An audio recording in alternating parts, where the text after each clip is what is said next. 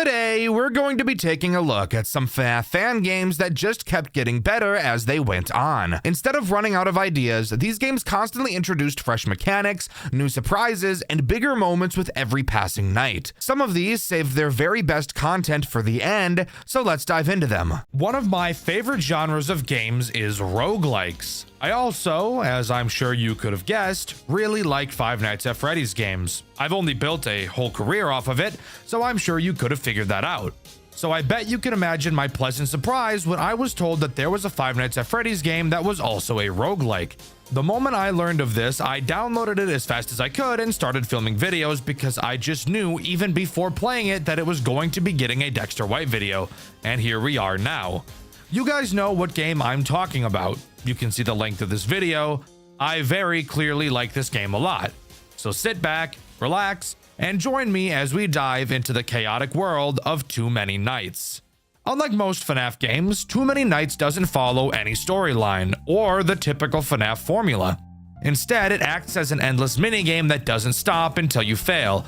Although I'm sure you already knew that considering everyone on Earth has played a roguelike before. At the start of each run, you will get to pick a character, of which there are many. Each character gives you a different set of abilities, with each having a list of pro and cons. You don't start with all of them and will have to gradually unlock them by doing specific tasks. I'll go over them in a bit. After picking a character, you will have to select 3 animatronics to put into the pizzeria, and this is where this game gets brilliant. You get to choose 3 animatronics yourself. The game will never choose them for you, and your initial choices will be random at the start of each run. However, if you really don't like your starting options, you can press R to re-roll your first pick as much as you'd like. As I'm sure you could have guessed, there are several animatronics in Too Many Nights. Each has a unique mechanic, and it will be up to you to plan out which animatronics you bring along, and control how they will be forced to interact with each other. Each animatronic falls into a certain category. You have your door animatronics, your camera animatronics, your mask animatronics, your vent animatronics, your flashlight animatronics, and what I'm going to call your nuisance animatronics. Each of these categories serves its own purpose, and generally speaking, picking multiple animatronics from the same category will make your gameplay experience easier. Before I really start talking about the characters, I'd like to explain the rest of the experience of a run. To start, after selecting your first 3 animatronics, the run will begin. After completing a night, you will be forced to add 1 new character. Every few nights, you will also be forced to add a penalty. These penalties fall into 2 categories: your general penalties and your character penalties. I'll dive into each of these later as well. After selecting a penalty, you may get the chance to go to the shop and buy some items. Throughout the night, you will gain Faz coins from successfully defending yourself from the animatronics. Once again, I will get into these items later. Keep repeating this process until you eventually die, and boom, that's the gameplay loop of Too Many Nights. Of course, that was a very oversimplified explanation. So now we're going to dive into each of the animatronics, how they work, and to keep it interesting, I'll even throw each character into a tier list so that you can all argue about it in the comments. I'm just going to go down the list that appears on the wiki, and be prepared, there are a lot of animatronics. Editor, I'd say I'm sorry for what you're about to have to do, but that would be a lie. Let's go.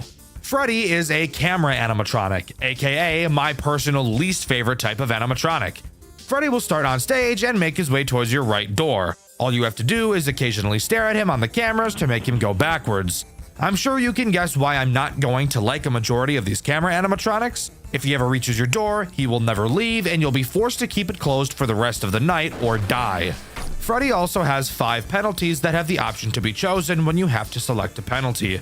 The first is Mad Freddy, which will make you have to look at Freddy longer to make him go backwards.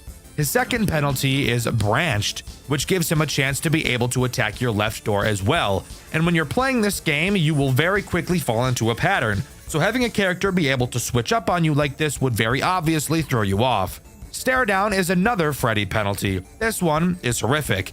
It makes Freddy never move backwards. Staring at him will only stall him. However, to compensate, he moves a lot slower, and the camera doesn't have to be up for you to be able to stall him. Invisifreddy is a penalty that I'm sure you could take a solid guess at what it does. That's right, it makes him fucking invisible. Isn't that great?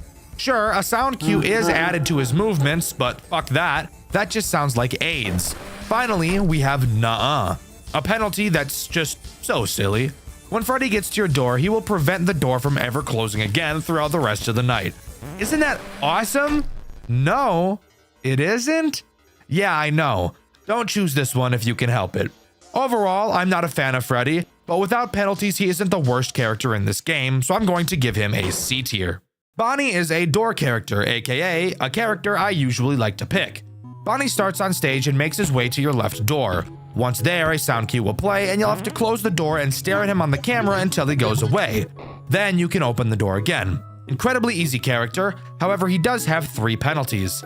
Cutting is a penalty that makes both Bonnie and Chica take shorter paths to your doors. Because of how easy both of them are to deal with, this penalty isn't too bad. Quiet steps makes Bonnie and Chica not make sound cues while at your door, so yeah, fuck that. No other words need to be said.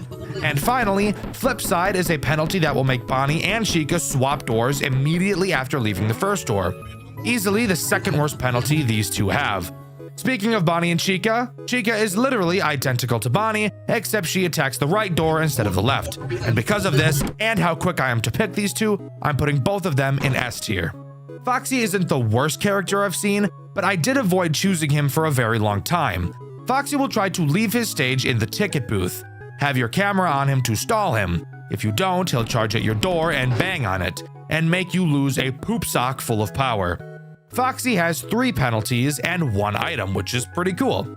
Insta-Foxy is a penalty that will cause Foxy to instantly start in his last phase at the start of a night. This penalty actually isn't that bad at all, just let him charge right away and it's like the penalty isn't even there anymore. Hen House is a penalty that forces the camera to be up to stall Foxy, which actually is the most cancerous thing I've ever heard of. Haywire is the final penalty, which will make him attack your other door directly after attacking the first door. The only bad part about this is that him banging on your door drains power. And the item that Foxy has is called Good Guy, which makes Foxy not a threat.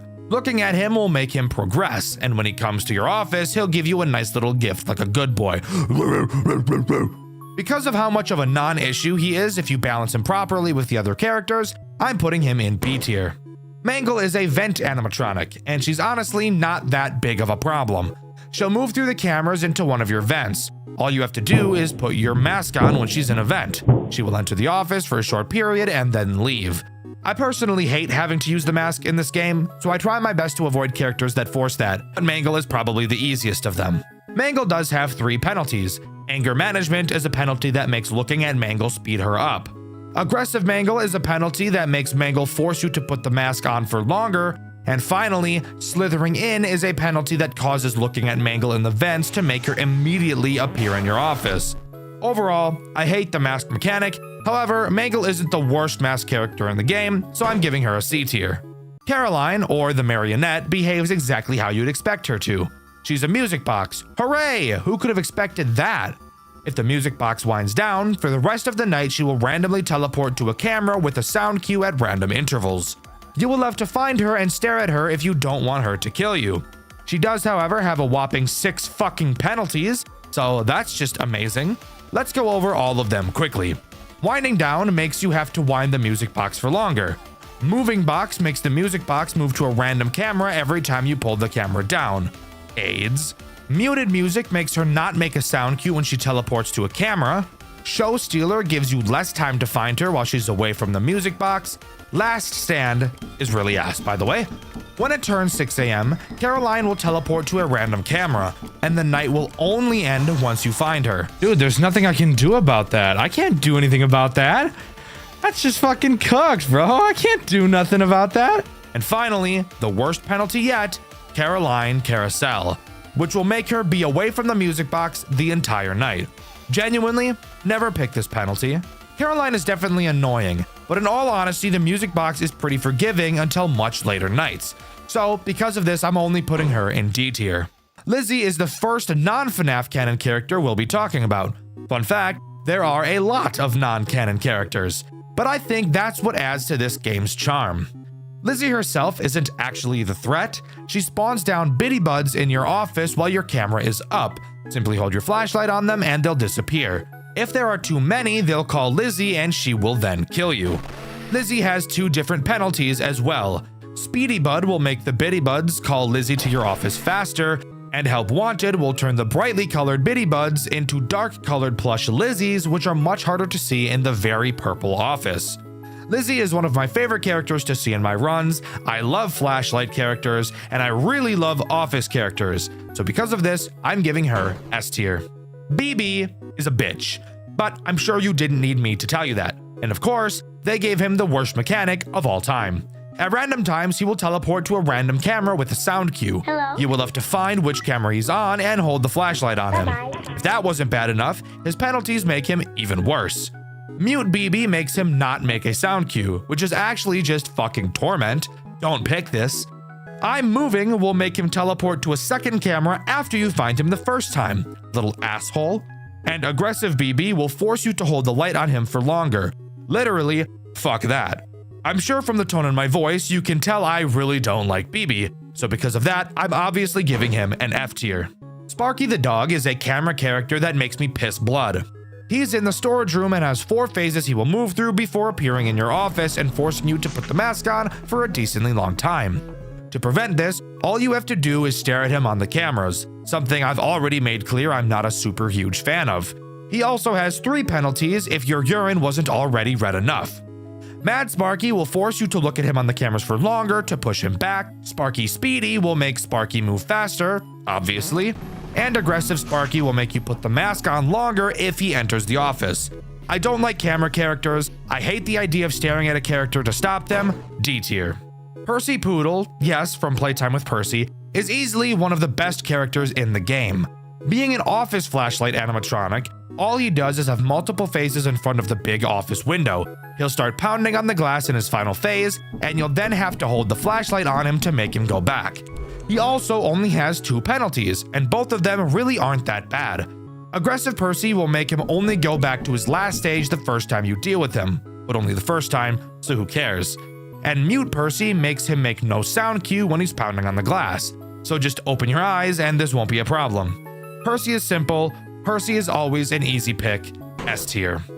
Rowan Rat, on the other hand, is actual fucking torment. At random times, he will appear in any of the 4 corners of the building. When you see him in one, shock him and he'll go away. You will also have the ability to use a radar to detect where he is and where he's going.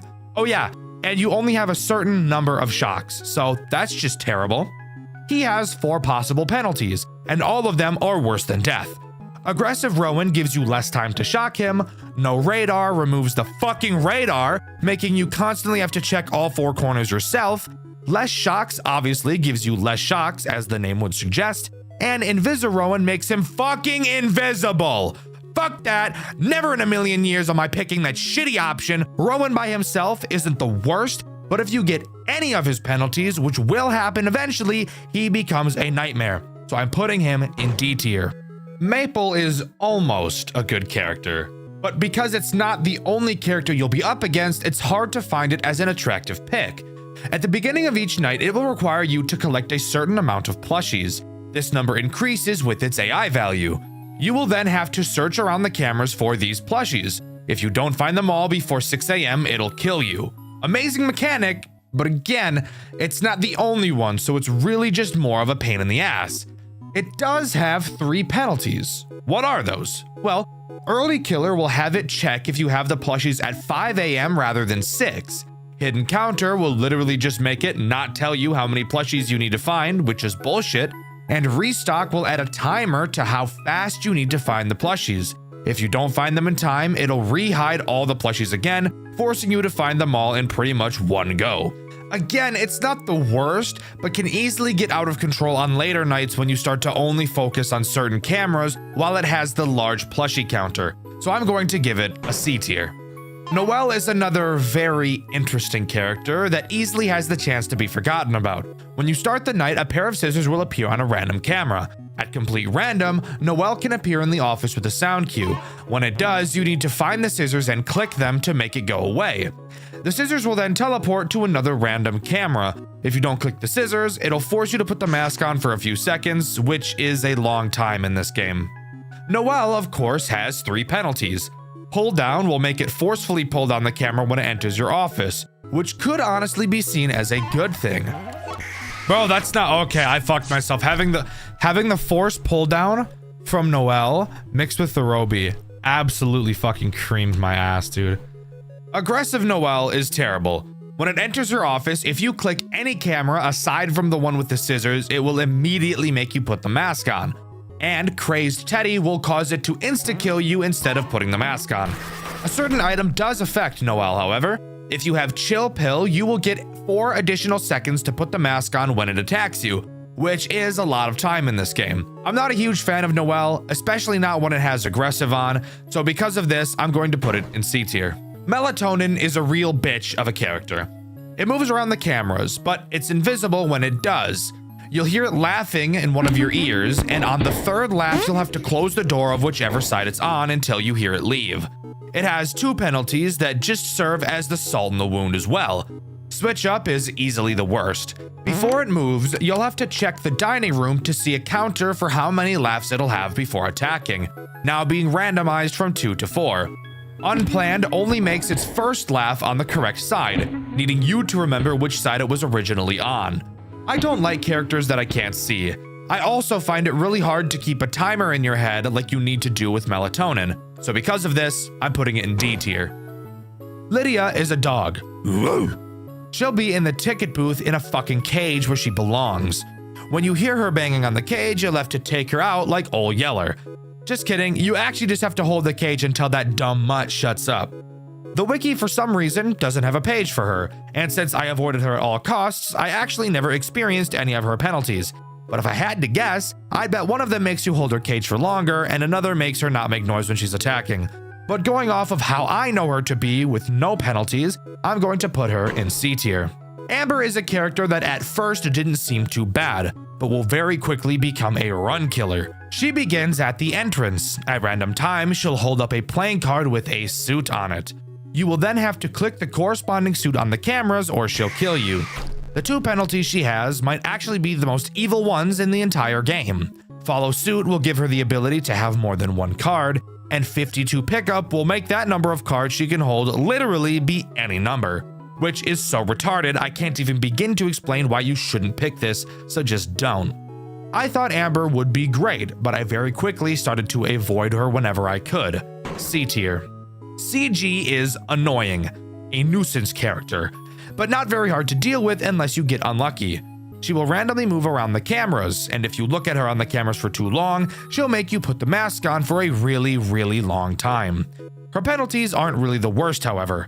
Aggressive CG will make you put the mask on for longer, and Insta CG will make her enter your office if you look at her, period, even if only for a fraction of a second. However, a monitor is added to your office showing exactly where she is at all times so that you can easily avoid her. There are much worse nuisance characters, and if you don't have any of her penalties, she really isn't a problem. B tier. Desam, I'm gonna say Sam, is a character I never once chose throughout my playthrough. You may think that makes me a bad reviewer, but I personally think that makes me someone who values not killing myself. Sam will slowly walk back and forth in front of your window with some sound cues. Before he gets to a door, you will have to close it, making him a character you pretty much always have to be watching. He has 2 penalties. Quiet Sam removes his sound cues, and Invisisam forces you to only use his sound cues. So pick your poison, dumbass, or even better, just don't pick this character. D tier. Roby is torture. I thought he wouldn't be so bad, and let's just say I wasn't so right. He sits in your office with a timer on his eye. When it reaches 0, you must have your mask on or you will die. He has 2 penalties that are all equally terrible. Mute Roby removes the sound cue he makes right before waking up. Awoken Roby makes him stay awake longer, forcing you to put the mask on longer. I'm dead serious. Don't pick this character. He is horrific. F tier. Alexis is simple, but very easy to forget about, especially on later nights. She will randomly wander around the cameras. If you pull the camera down while on the camera she's at, she'll make you put the mask on for a really long time. So you'll have to switch cameras before pulling them down. She also has 3 penalties. Aggressive Alexis makes her act like CG, where looking at her for too long will also make her attack you. Sneaky Ghost will only make her appear on a camera after you look at it for a second, and Crazed Ghost will insta-kill you instead of making you put the mask on. If you are diligent and aren't an idiot, Alexis is not an issue. But because of how fast you'll be switching through cameras on later nights, I can't give her any higher than a B tier. Onion is another character I never choose. When you pull up the cameras, there's a chance he'll be on them and quickly run left or right. You will have to close the corresponding door. If you close both, he'll drain a bunch of power. Again, for some reason he doesn't have a wiki page, so I don't know what his penalties are, but just knowing what he does, I'm going to put him in C tier. T Generic is a very annoying character who I only choose if every other character was ass. He will be in the entrance with an arrow on his face. Once he leaves the entrance, he will go to whichever vent he was pointing to, and you'll have to stare at him in that vent until he goes away.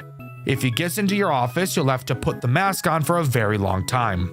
He has 3 penalties that somehow make him even more annoying.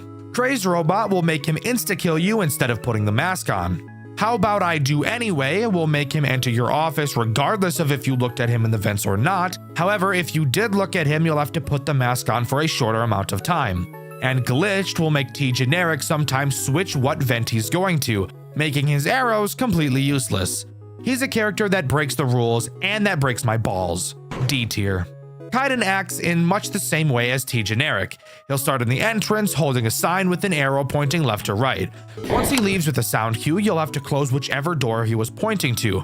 He of course has penalties that make him silent and make him go in the opposite direction the sign was pointing to. I've actually picked Kaiden multiple times because if you can avoid his annoying penalties, he's an incredibly easy character to deal with, since you can close both doors when you hear his sound cue for about 2 seconds and not have any additional penalties. A tier. The Ink Monstrosity is always an immediate pick for me. It starts in your office on the ceiling and slowly creeps down. Hold your flashlight on it to force it back up. The best part is it'll basically teleport all the way back up when you flash the light on him, but that's where his penalties come into play. Stubborn will make you have to hold your light on him, removing the loveliness of this character, but overall still isn't too bad. Head Start will make the Ink Monstrosity start halfway down in your office and won't be able to go all the way back up to the top. Easily the worst penalty this character has. I love this character, always an immediate choice for me. S tier. Robo Popcakes is a character I initially avoided, but eventually grew to really like picking. At random, he'll spawn on your cameras. Not a specific one, he'll just be an overlay. You will have to match up 2 patterns using the arrows on the overlay, and once you do, he'll disappear. If you don't do it in time, you'll die. This character is always one I liked choosing because of how likely I am to pick characters like Bonnie and Chica, because while I stare at them on the cameras, I can deal with RoboCake, killing 2 birds with 1 stone. He has 2 penalties. X = X minus 2 gives you 2 less seconds to align his face, and Pop Time will only cause time to progress when you complete a Robo Popcakes attack. Overall, even with max penalties, Robo Popcakes isn't a terrible character. A tier. Entity 12 is pure masochism. They'll start in the storage or maintenance and move down your hall. Watch them on the cameras to make it go back. If they get to your office, they'll make you put the mask on for a long ass time. And get this, the 2 penalties they add doesn't make it any better. Aggressive Entity 12 will make you put the mask on for the rest of the fucking night if they gets into your office. And Run Killer will literally start with it inside of your office and it will never leave. Literally fuck that, fuck this character, F tier. Mura is a character I'd highly recommend not picking if you have other characters that don't want you spamming through cameras, because you will have to be doing that a lot with Mira. Mira will be in the kitchen the entire night and will require you to feed her candy. If you don't feed her enough, you'll die. Candy will randomly spawn throughout the cameras, so you'll have to surf through them to click on them. The penalties she adds are brutal. Savory Tooth makes candy spawn less. Small Plate puts a small cap on the amount of candies you can hold at a time. And Sweet and Sour adds sour candies that will remove a candy from your candy counter if you click on them. So if you've been working your muscle memory this whole time and get this penalty, have fun clicking on every single sour one all the time. I'm not a fan of the camera surfing this character brings, and I'd much rather prefer to just ignore picking her. D tier. The Ringmaster is an interesting character. He'll randomly spawn on your cameras. When you see him, you'll have to flip the camera down and greet him in your office.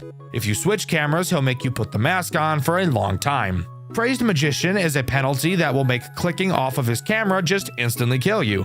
And Masked Magician will make flipping down the camera always make you put the mask on, but for less time than usual. I don't love picking Ringmaster, but I will usually end up choosing him later in a run. B tier. The entity is someone who gives me AIDS. They will randomly spawn on your cameras in 3 locations, except only one of them is actually real. You'll be able to tell because the fakes will be more transparent. Again, for some reason their wiki isn't available, and I never actually chose any of their penalties, so I'm not totally sure what they are. But I hate find them on the camera characters. You guys know that. D tier. No VA is a character I only dealt with once, acting as probably the most nuisance characters of all the nuisance characters. No VA will randomly move around your cameras. You will have to avoid clicking on the camera it's on, or you'll have to put on the mask. On lower AI levels, the camera it's on will be marked with green, making it very easy to see. As the AI goes up, it'll get harder and harder, eventually becoming fucking invisible. And let me tell you, the penalties make it even worse, as I'm sure you could have guessed. Malware makes clicking on no VA's camera kill you instantly. Spamware makes no VA on multiple cameras at a time, and adware creates an adware window on your cameras. If you don't close it fast enough, it will force you to look at no VA's camera.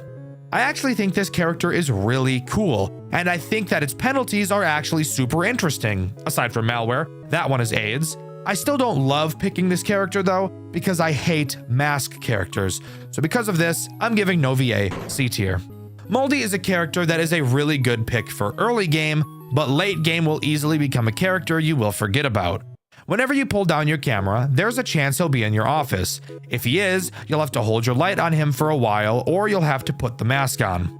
He has 2 penalties. Aggressive Moldy will make you have to shine your light on him for longer, and Crazed Mold will make pulling up the camera while he's in your room instantly kill you. Again, early game, he's amazing, but you will very quickly forget about him once more characters start to get added. So because of this, I'm giving him B tier. Rita Rabbit is thick, but that's not important. What is how she works. She sits on her fat ass in the arcade slowly attempting to leave. All you have to do is hold the flashlight on her to make her go away. Honestly, not that bad of a character if you pair her with other arcade characters, which there is a decent amount of. She has 2 penalties. Aggressive Rita will make you hold your flashlight on her longer, and Cheeky Rabbit will make her move faster the longer you're not looking at her camera. If you know how to stack her with other characters properly, Rita shouldn't be a problem even if you have her penalties. A tier. Coral is another character that I love seeing as an option to pick. Coral will randomly appear at either of your doors with no sound cue, so you'll have to make sure you're paying attention. Simply close the door he's at and he'll knock, letting you know he's left. He has 2 different penalties.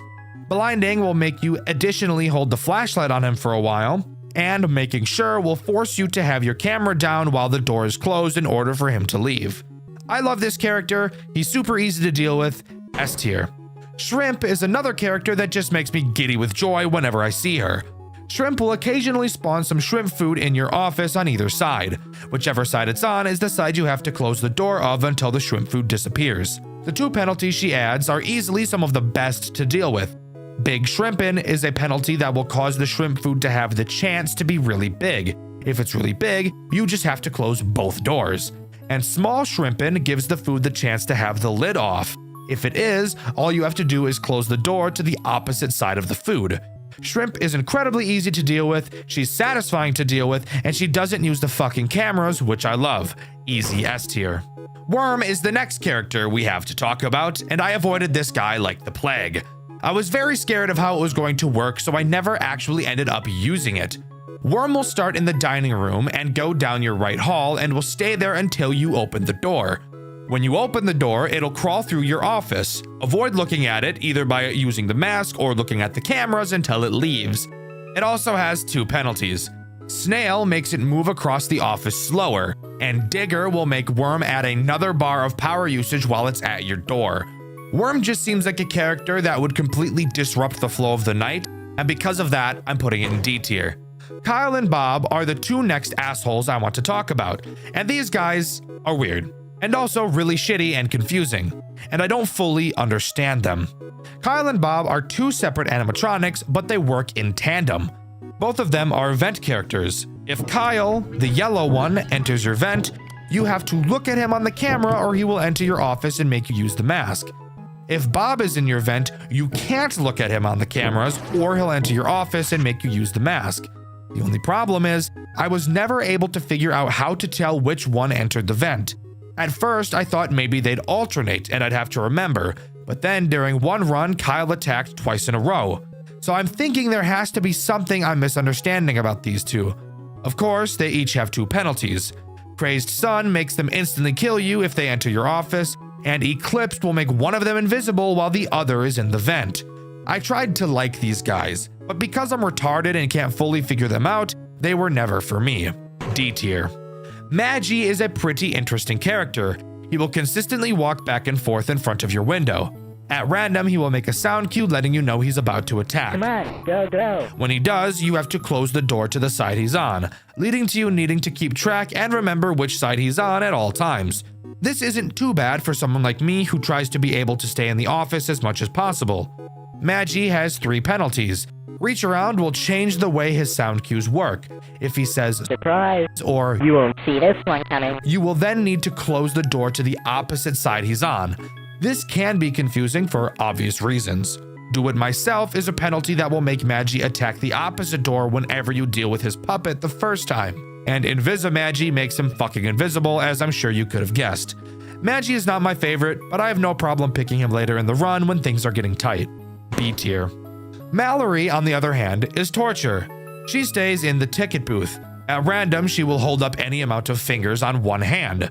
You will then have to flash her with the flashlight that many times. If you flash her too many times or not enough, she will dash at your door 15 times. This is AIDS. And I can't even lie, 15 times? Why so many? Seems a bit overkill, don't you think? But let's talk about her penalties, which she has 3 of. Ambidextrous will make her be able to show you up to 8 fingers. DoorDash will make her charge 20 fucking times instead of 15, and DoorDash EX makes her charge your doors for the entire night. Easily one of the most bullshit characters when you have her penalties on, but if you can avoid choosing them, she's only really ass because her hand is conveniently behind the fucking camera map. D tier. Roy is one of the only camera animatronics I can actually stomach. He starts in the dining room and slowly makes his way to your office. You can lure him to a previous camera by holding your flashlight on them. Since he's a moth, he's attracted to the light. He only has 1 penalty, Aggressive Roy, which will just make you have to hold the light for longer to get him to move. Overall, very solid character, and not too annoying to handle until his AI value gets really high. A tier. Silly is kinda silly. Fuck, editor, cut that out. Silly is my favorite vent animatronic. He moves around the cameras, who gives a fuck? Eventually, he'll enter one of your vents. When he does, all you have to do is hold the flashlight on him before he enters your office and eats your butt. He also only has 1 penalty, Aggressive Silly, which makes you hold the flashlight on him for longer. Very simple character, he makes sound cues, I like sound cues, S tier. Next up, we've got Bop. She's an interesting, ADHD-riddled little fuck. When you pull down the camera, there's a chance she'll be standing in your window. She will then dash towards either of your doors. Simply close that door before she gets to it. She has 3 penalties. Layered Square will make Bop charge your doors multiple times. Bop Spawn will cause Bop to be able to spawn at your window even if the camera is down, and Force Down will make Bop force your camera down if it is up. A character that requires quick reaction time, and when more characters get added can be easily missed. E tier. Venus is a fucking plant. Oh, you want to know what they do? Sure, that's fair enough. Venus will sit in the kitchen the entire night like your mom in the middle of the night looking for more food, even though she ate 65% of dinner that night. Throughout the night, bunnies will spawn in your room and you'll have to click on them to collect them. You then feed these bunnies to Venus in the kitchen camera. Very fucked up, Venus. These bunnies are cute. Venus has a hefty 4 different penalties, actually being one of the highest in the game. Wabbit hunting will make the bunnies in your office jump around, making them harder to click. Except they're still not hard to click, so it's not that bad. Depopulation will make the bunnies spawn less frequently.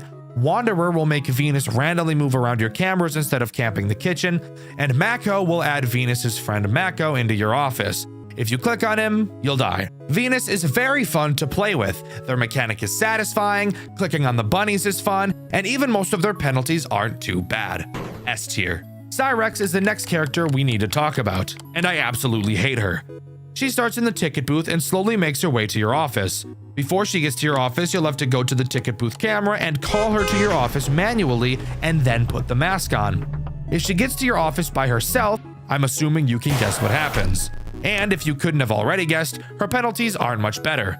Rising aggression makes her make you put the mask on longer the longer you take to call her to your office. And call tracker will randomize the camera the call button is on every time you use it. This character is Torment.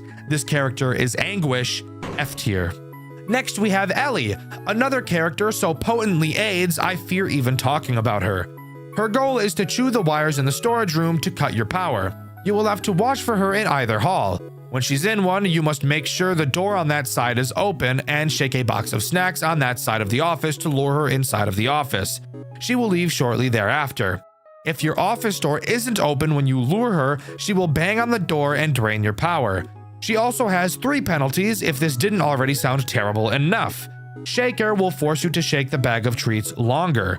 Power Chomper will make Ellie drain more power when she bangs on your door, and Wind Skip will make her able to teleport from one hall to another without ever appearing in your window like she usually does. I don't think I have to explain why this character is awful to deal with.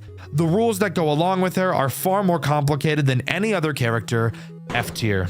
The next character we have to begrudgingly talk about is Ammo. Ammo starts in the dining room and will slowly wander to your right door. Each camera he travels through will have an eject button with 2 power. Before Ammo reaches your office, you must press the eject button on any camera that has the eject power, which will then send him back to the dining room. Once a camera is out of power, there's no way to get it back. If this wasn't terrible sounding enough, you haven't even heard of his 3 penalties yet. Quiet Ammo will remove his sound cue when he moves. Single Take only allows each room to have 1 eject power instead of 2, and Demon adds Ammo's friend, Demon, who will randomly move around the ejectable cameras. If you eject a camera Demon is on, you will die. I hate this character. Dealing with him can be bad on higher AI values, but since he's nowhere near as bad as some of the other characters in this game, I'm putting him in D tier. And here we are, 29 pages into my script later, and we can talk about the final animatronic in this game, Swagman. Swagman has a pretty interesting mechanic I've actually never seen before. He will randomly wander around the cameras. You will have to stare at him to fill his swag meter up. If it goes all the way down, he will make you put the mask on for a long ass time. However, this mechanic isn't as bad as I'd usually say it is, because you can easily tell which camera Swagman is on because he lights it up. So, what about his 3 penalties? Well, Swagalicious makes him move from camera to camera faster, which can get annoying. Endless Swag will force you to put the mask on for the rest of the night if Swagman gets in, and Eye on the Swag will make Swagman's meter go up slower than usual. Overall, not a bad character, and no penalty that removes the ability to see what camera he's on. C tier. And there we go! That's every single character in Too Many Nights. I love how many there are. It leads to such a new and interesting experience every time you play, and I love it. But now I'd like to mention the general penalties that aren't specific to any character, as there are a few of those as well. Generally, from what I've noticed, it's much smarter to pick the general penalties over the character penalties, as it will be much more likely that they will be easier to deal with. Overtime will make each hour of the night last 2 seconds longer, and you can actually have 2 overtime penalties active at a time. Less power will, as the name suggests, make you start each night with less power, 10% to be exact, and you can have 3 of these penalties. Less room is a penalty that will give you 1 less option when selecting animatronics, and you can have 2 of them. All-Star will make the next enemy you add start at max AI value.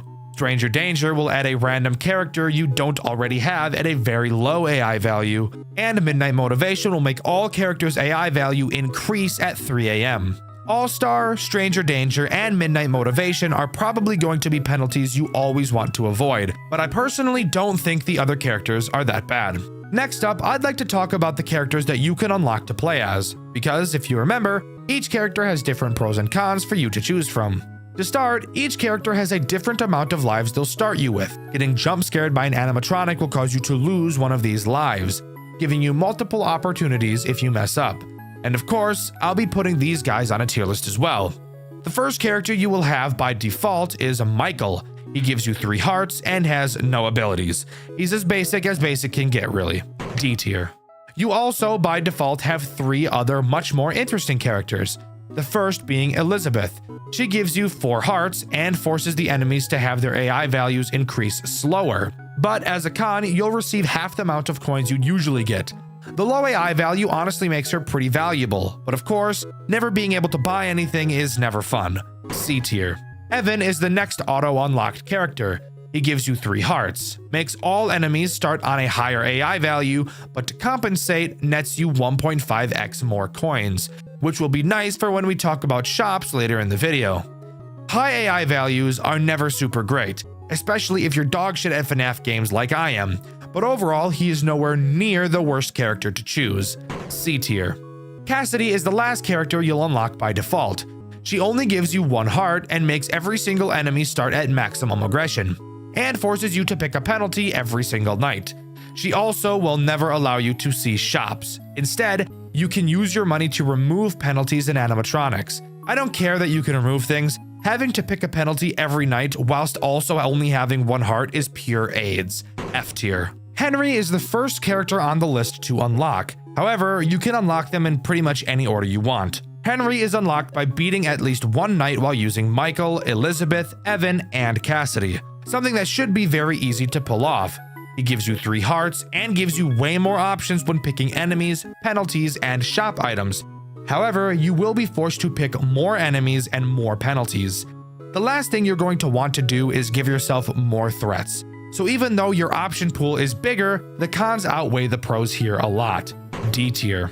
Gabriel can be unlocked by having 2 penalties active in a run that affect Freddy. He gives you 3 hearts, gives you a guaranteed shop every single night. But as a downside, each character comes with a few of their penalties already added. I'm sure you know what I'm going to say, and a lot of character-specific penalties are horrific. Sure, you may never have to pick a penalty after beating a night, but I really don't care about that as much as getting butt-fucked by character penalties. F tier.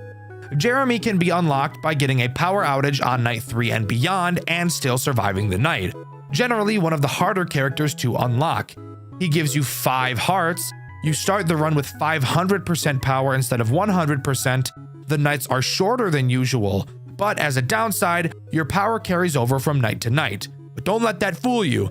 500% power is a lot of fucking power, and if you're good at enemy building, you can easily make that last a long time. And 5 hearts is a fuck ton. Easy A tier character. Susie will be unlocked if you die to Chica twice in a single night and then beat that night.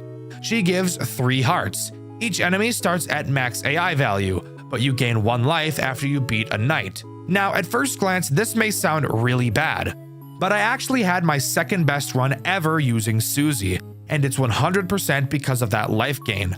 With characters always on max difficulty, there's no way for them to get harder, so you'll get used to them at their hardest difficulty pretty quickly. Sure, she's not the best, but she definitely isn't as bad as she sounds. B tier. Fritz is unlocked by having 100 or more coins at one time in a single run. He gives you 2 hearts, and your lives are attached to the number of coins you have. To be specific, for every 50 coins you have, that equals 1 heart. Overall, this character is more confusing than it will ever be useful, actively discouraging you from ever buying anything.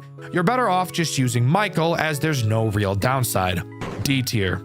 Fitzgerald is unlocked by beating night 5 in a run whilst only picking the leftmost enemies and penalties. I actually struggled a bit unlocking this character, so what does he do? Well, you start with 3 hearts, and each enemy and penalty are randomized each night, meaning the 3 enemies you pick on night 1 will be different on night 2, and you can also pay to reroll, as well as getting a shop every single night. This character really just serves as what I'm going to call a challenge character. You would never actually want to bring this character into a legitimate run, and because of that, I'm giving him an F tier. Sally is easily the most unique character out of all of the normal ones, and I'll explain what normal means in a bit. You unlock her by beating a night with both Percy Poodle and Rowan Rat on max AI values. Sally introduces a brand new mechanic, that being the pup pal from Playtime with Percy. It works in the exact same way as in that game, and the best part, your progress on the night is tied to it. No more waiting out the night. You will have to complete the games on the pup pal for the night to end. Again, this goes to serve as more of a challenge character than anything else, as playing Sally will by default make the game much harder. And because of this, I'm giving her F tier. Again, not because she's not a fun character, but because if you're trying to get far in a run, she's not the character for you. And finally, we have the man himself, Scott Cawthon, who is unlocked by completing Night 3 with every other character in the game. And of course, since he's the final character, he has the most interesting mechanic. He himself doesn't have any abilities, instead letting you pick the pros and cons from every other character in the game, allowing you to mix and match your favorite pieces from other characters. You don't need me to tell you that Scott is a broken character. I'm pretty sure you can figure that out. Easy S tier. And boom, that's every single playable character in Too Many Nights. So now we can start talking about the items that can be bought in the shop. I won't be going over each and every one since there are literally a fuck ton to talk about, and this video is already long enough. But I do want to talk about some of the best ones to look out for. Early Out is an item that will make each night 2 seconds shorter. More Power will start each night with 10% more power. More Room will give you more options when picking animatronics. The Empress will give you 1 life and give you more options when picking animatronics. The Emperor will decrease every animatronic's AI value by 2. The Chariot will have you start each night with 15% more power. The Hanged Man will remove 2 random penalties you have activated. Death removes a random enemy. The Moon makes each hour 3 seconds shorter. Fritz Children's Bible will make items you can't afford never show up in shops. And Sparked will make sparks appear randomly on cameras, and touching them will increase your power. Those are all of the yummy mashed potatoes in my belly items that I like to look out for in the shop. Again, there are a lot more, but I think it would just be really boring to go over all of them. But there you go. That's everything you need to know, and as far as I'm aware, everything that Too Many Nights has to offer. I would highly recommend you give this game a try. It is some of the most fun I've ever had since starting this channel, and I actually plan on doing some Too Many Nights streams here on this channel. If that's something you're interested, let me know. Also, if you were interested, Too Many Nights is actually getting a version 2.1, and it's being worked on as I'm writing this.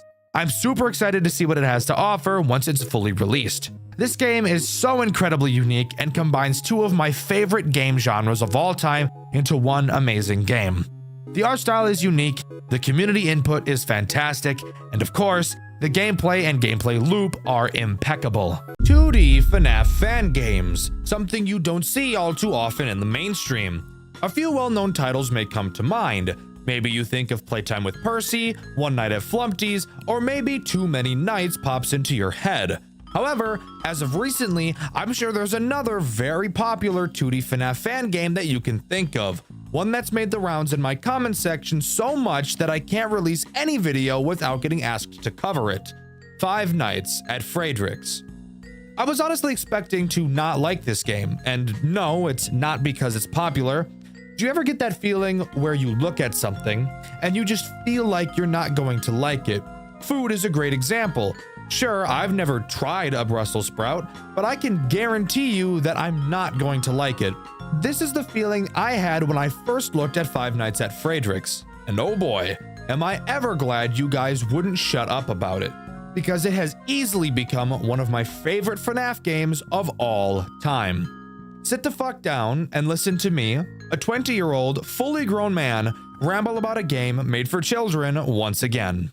Five Nights at Frederick's is as simple as a FNAF game can get in terms of what is actually going on. Our character's name is Alan Fritter, and we see an ad in the newspaper. Oh great, a new job, let's apply. Frederick's doesn't try to break the mold here. However, don't let that fool you, as there still is a pretty interesting story this game has to tell. Given the fact there's not much exposition to talk about, we instead get to hop right into night 1 and go over to the office and look at the tools at our disposal. Our office looks very similar to the office from Five Nights at Freddy's 1. 2 doors to the right and left of us, some cameras, bada bing bada boom, classic Five Nights at Freddy's. So, why does this game stand out to me and so many others then? Well, I'm glad you asked. Opening up the cameras, we will see the first main gameplay loop Friedrichs has to offer.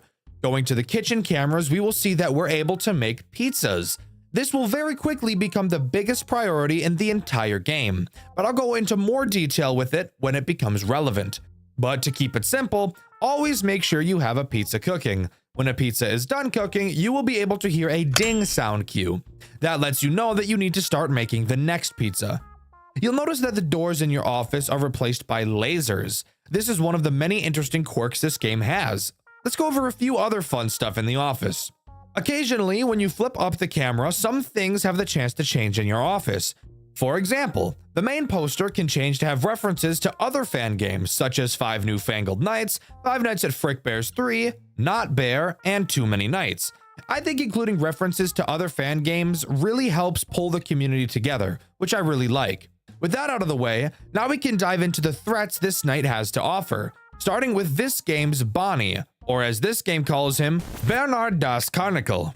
Yes, by the way, each of these characters in this game have been given a German name. If you'd like to know the reason why, tough shit, because even the dev doesn't know why he chose to do this. Bernard acts somewhat similarly to Bonnie, being the character that attacks your doors, except this time around he can attack both instead of just one. A big step up from what he usually does. Friedrichs has no lights on the doors, so you'll have to look out for Bernard's fingers to be able to tell that he's there. If he is, use the lasers to shock him and he'll run away. If you don't do so fast enough, he'll step into your office and kinda just stand there, blocking the laser button and just kinda stare at you with his dopey ass face. This is also a good portion of the video to bring up how the power usage in this game works. It's obviously the same as any other game in concept. The more things you're using that waste power, the higher the usage will be, and the higher the usage meter is, the faster your power drains. You'll notice a difference in this game than in a game like Five Nights at Freddy's 1, where in FNAF 1, the moment you stop using something, the usage will instantly decrease, whereas in Friedrichs, the power will decrease exponentially. However, this may also just be a visual thing, so maybe I'm just talking stupid right now.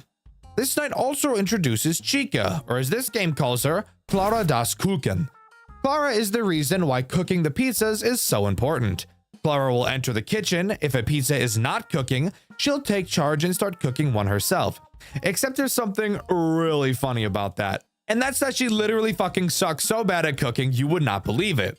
If you let Clara put her pizza into the oven, the building will very quickly start on fire. Very on par for a FNAF game, by the way. When the building is on fire, a brand new mechanic is introduced, the sprinkler system. If your building temperature reaches 120 degrees, none of the electronics in the building will work. That means no cameras and no lasers. This, of course, will result in a death, so you have to use the sprinklers to stop the fire. I honestly think that the sprinkler mechanic is the coolest addition in this entire game. Once you use the sprinklers, the monitor in your office will display how wet the building is. The higher the percentage, the longer it will take for things to activate when used. For example, once you use the sprinklers, it will shoot up to 100%. If you were to then do anything, from trying to start another pizza to using the lasers, you would have to wait around 2 seconds before they would actually activate after pushing them. This doesn't make the game impossible, and this percentage will slowly decrease back down to 0, but this is actually so fucking cool.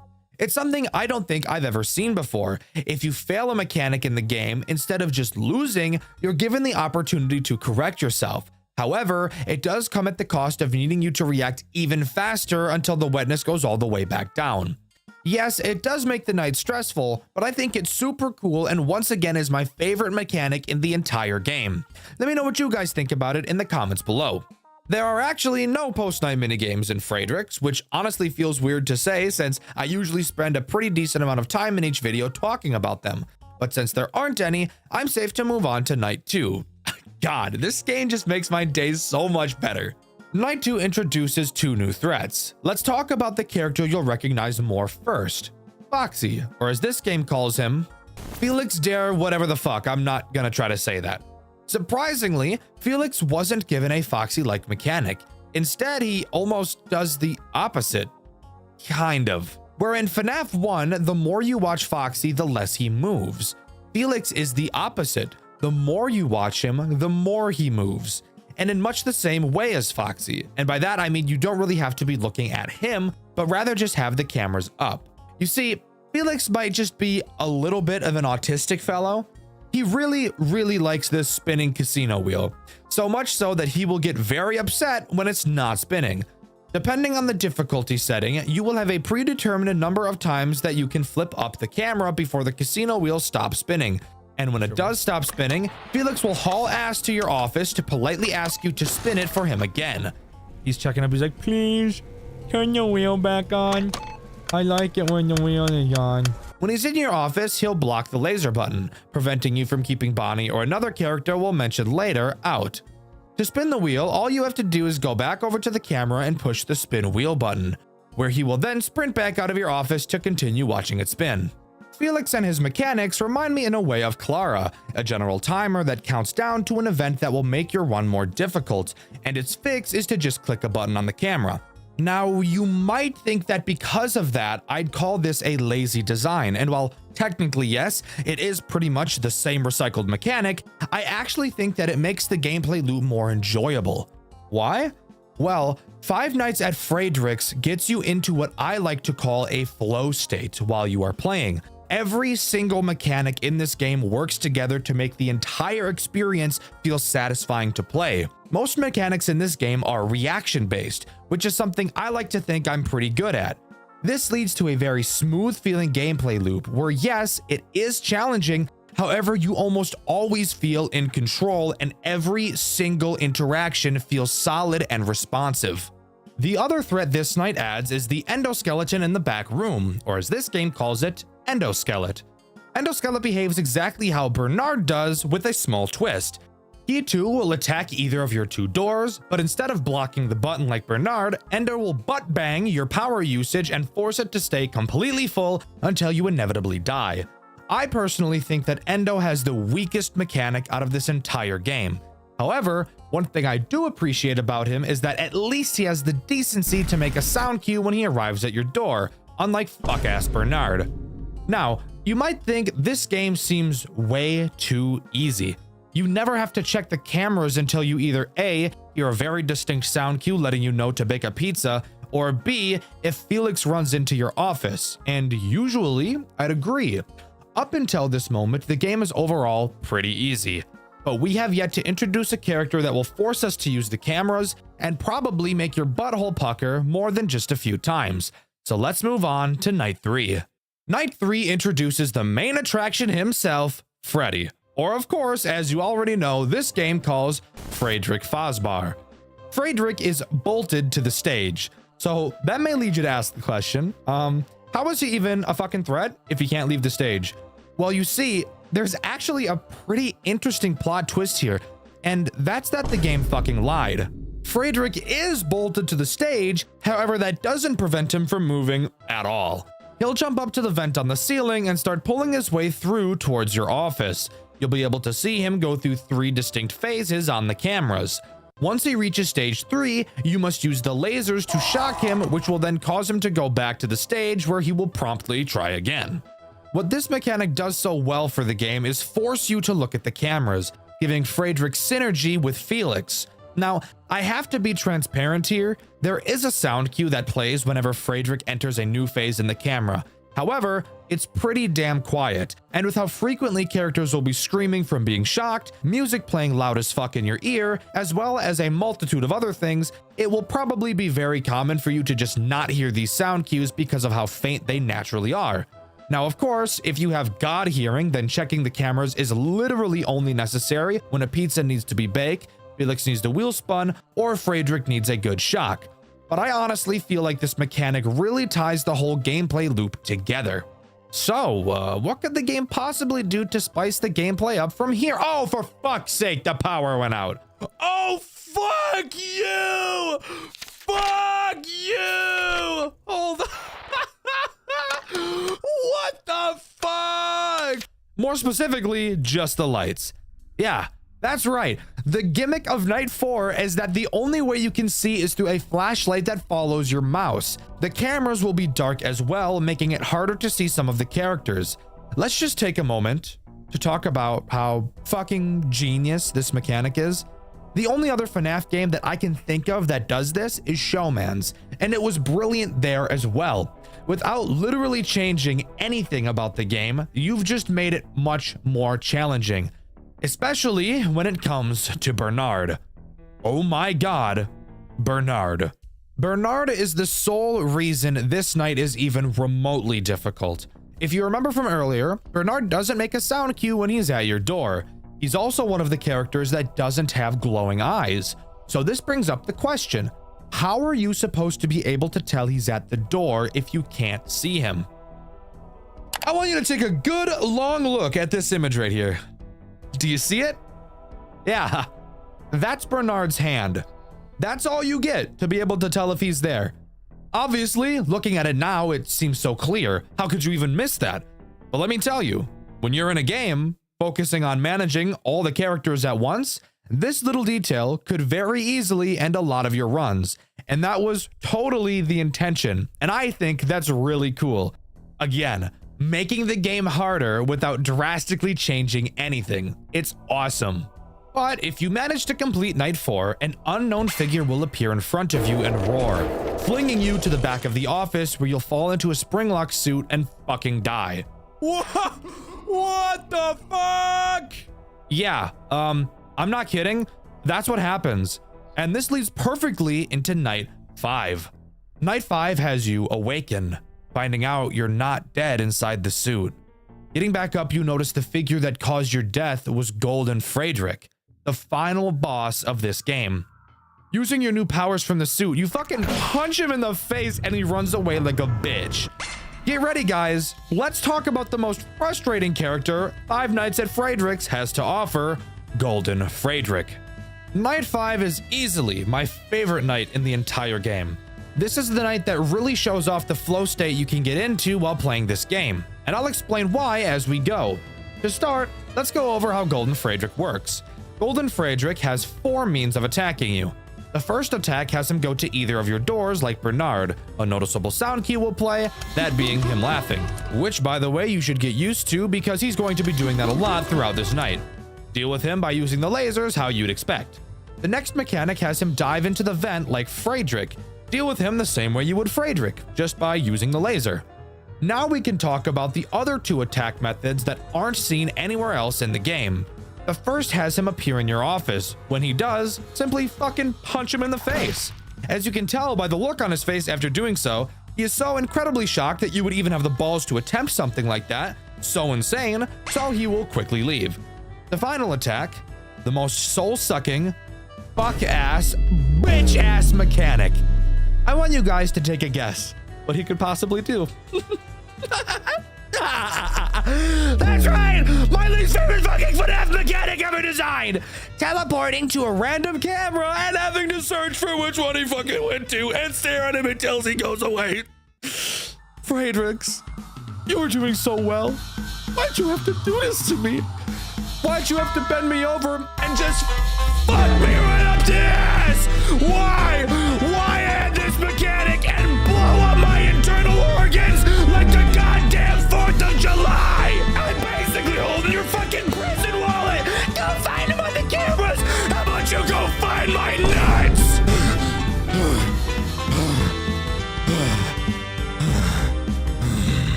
But hey, at least the rest of the night is pretty cool. Unlike most boss fight nights from FNAF games, this night doesn't make the boss the only threat throughout. However, this night will slowly reintroduce the characters you've been going up against as the night progresses every hour. 1 a.m., Bernard and Endoskelet reappear. Night 2, Chica and Felix reappear. 3 a.m., Freddy appears. And finally at 4 a.m., your lights go out once more. And at 5 a.m., the building starts on fire, forcing you to use the sprinklers. And from there, it's just a crazy survival game until the final 6 a.m. This night is honestly some of the most fun I've had with a FNAF game. Slowly reintroducing each mechanic throughout the night just made the whole experience slowly feel like it was getting harder and harder. which, to be fair, it was. 100% go try this game out. You will not regret it. Oh yeah, I forgot to mention that throughout this night, you've been able to see this memory wipe meter slowly fill up. Well, at the end of the night, it completes, and the character we've been playing as so far seemingly finally dies. Golden Frederick laughs at the corpse, and that's when we're shot back to the menu to see that there is a night 6. But if we're dead, how is that even going to work?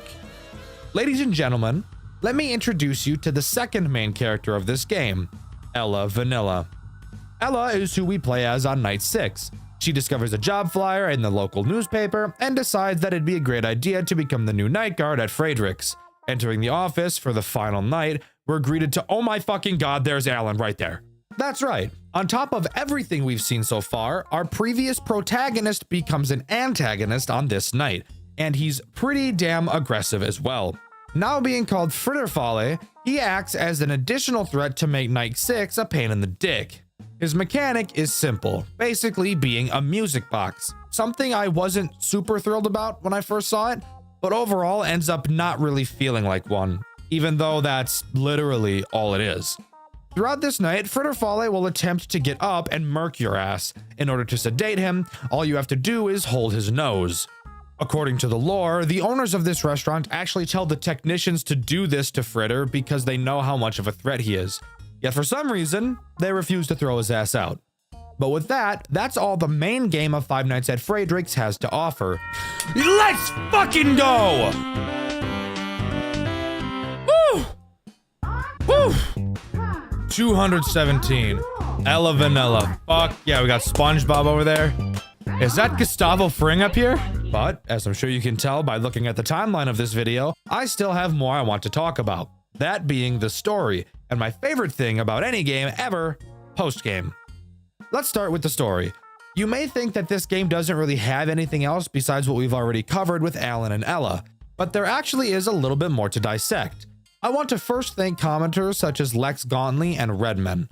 If it weren't for comments like these on my Tales of the Bunnyman video, I probably wouldn't feel as confident talking about the story, as it is something I don't like doing because I don't feel like I can do it as much justice as it deserves. I also really want to thank City, the owner of the FNAF game wiki, for reaching out to me on Discord to tell me about certain things and clarify any questions I have when researching these videos. Let's start by getting something out of the way. Frederick's Pizza is not a chain restaurant like Freddy Fazbear's, instead just being a standalone restaurant.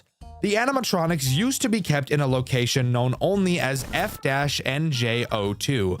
What the hell does that mean? I have no fucking idea. But at some point, these characters were transferred to another location known as F-PA09, which is the restaurant we see in the game. Throughout the game, you learn how to deal with the threats through the pages of the service manual on your desk. Turning over these pages will slowly tell a very disturbing story. They reveal that each animatronic were noted to have unknown human remains making up a majority of their body.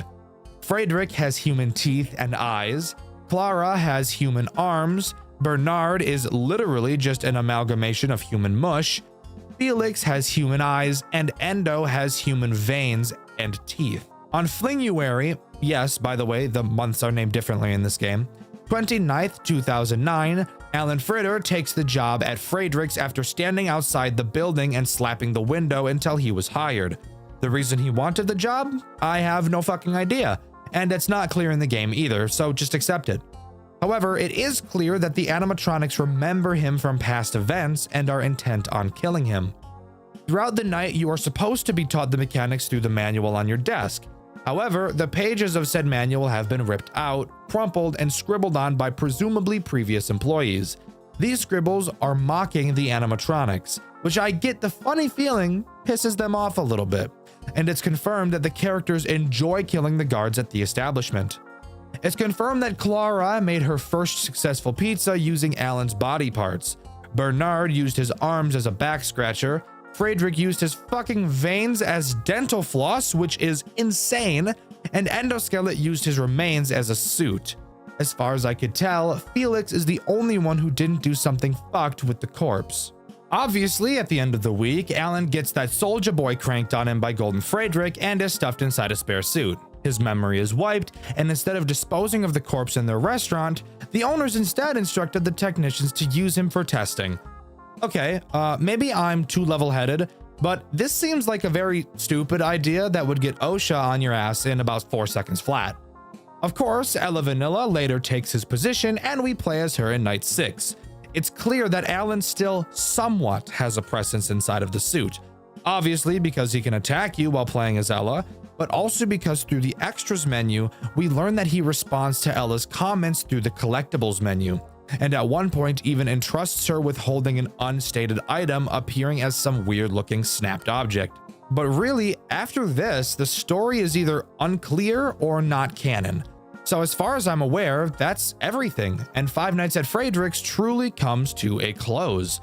Overall, I think Five Nights at Frederick's is one of the most fun FNAF experiences I've ever had. The game is goofy, the story is simple and silly, and the game mechanics are some of the most solid and fun to play I've ever seen. The amount of post-game in the extras menu is also more than I've seen in many other FNAF games, and I definitely recommend you give it a try. Who is your favorite Five Nights at Freddy's game developer? Maybe it's Mixlas for the amazing Tyke & Sons Lumber Co. Maybe it's Scott Cawthon himself for making the series we all love so much today. My answer should be pretty obvious if you're at all familiar with my channel, and that developer is Garrett McKay, responsible for amazing games I've covered on this channel like Fredbear's Frights and A Bite at Freddy's. He was also a 3D modeler for Pop Goes Evergreen, but he's also responsible for another amazing project, a project I've been asked to cover many times ever since the release of my review of Fredbear's Fright. I'm sure you're all very familiar with Fredbear and Friends Left to Rot, which is the game I will finally be covering in this video. Going into Left to Rot, I had no idea what to expect. I had seen absolutely nothing about the game going into it, which is how I go into most of the games I cover on this channel. All I knew was the game's developer, who I already had a lot of confidence in. So let's waste no time and jump into the long-awaited coverage of Fredbear and Friends Left to Rot. Rather than throwing you into a menu screen like most FNAF games, Left to Rot begins with a cutscene, similar to Garrett's other works. This cutscene appears to be an instruction tape, informing workers how to switch from the old Fredbear and Spring Bonnie animatronics over to the new and improved Freddy and Bonnie. We have to dismantle the old animatronics and replace them, afterwards adding Chica by Freddy's side.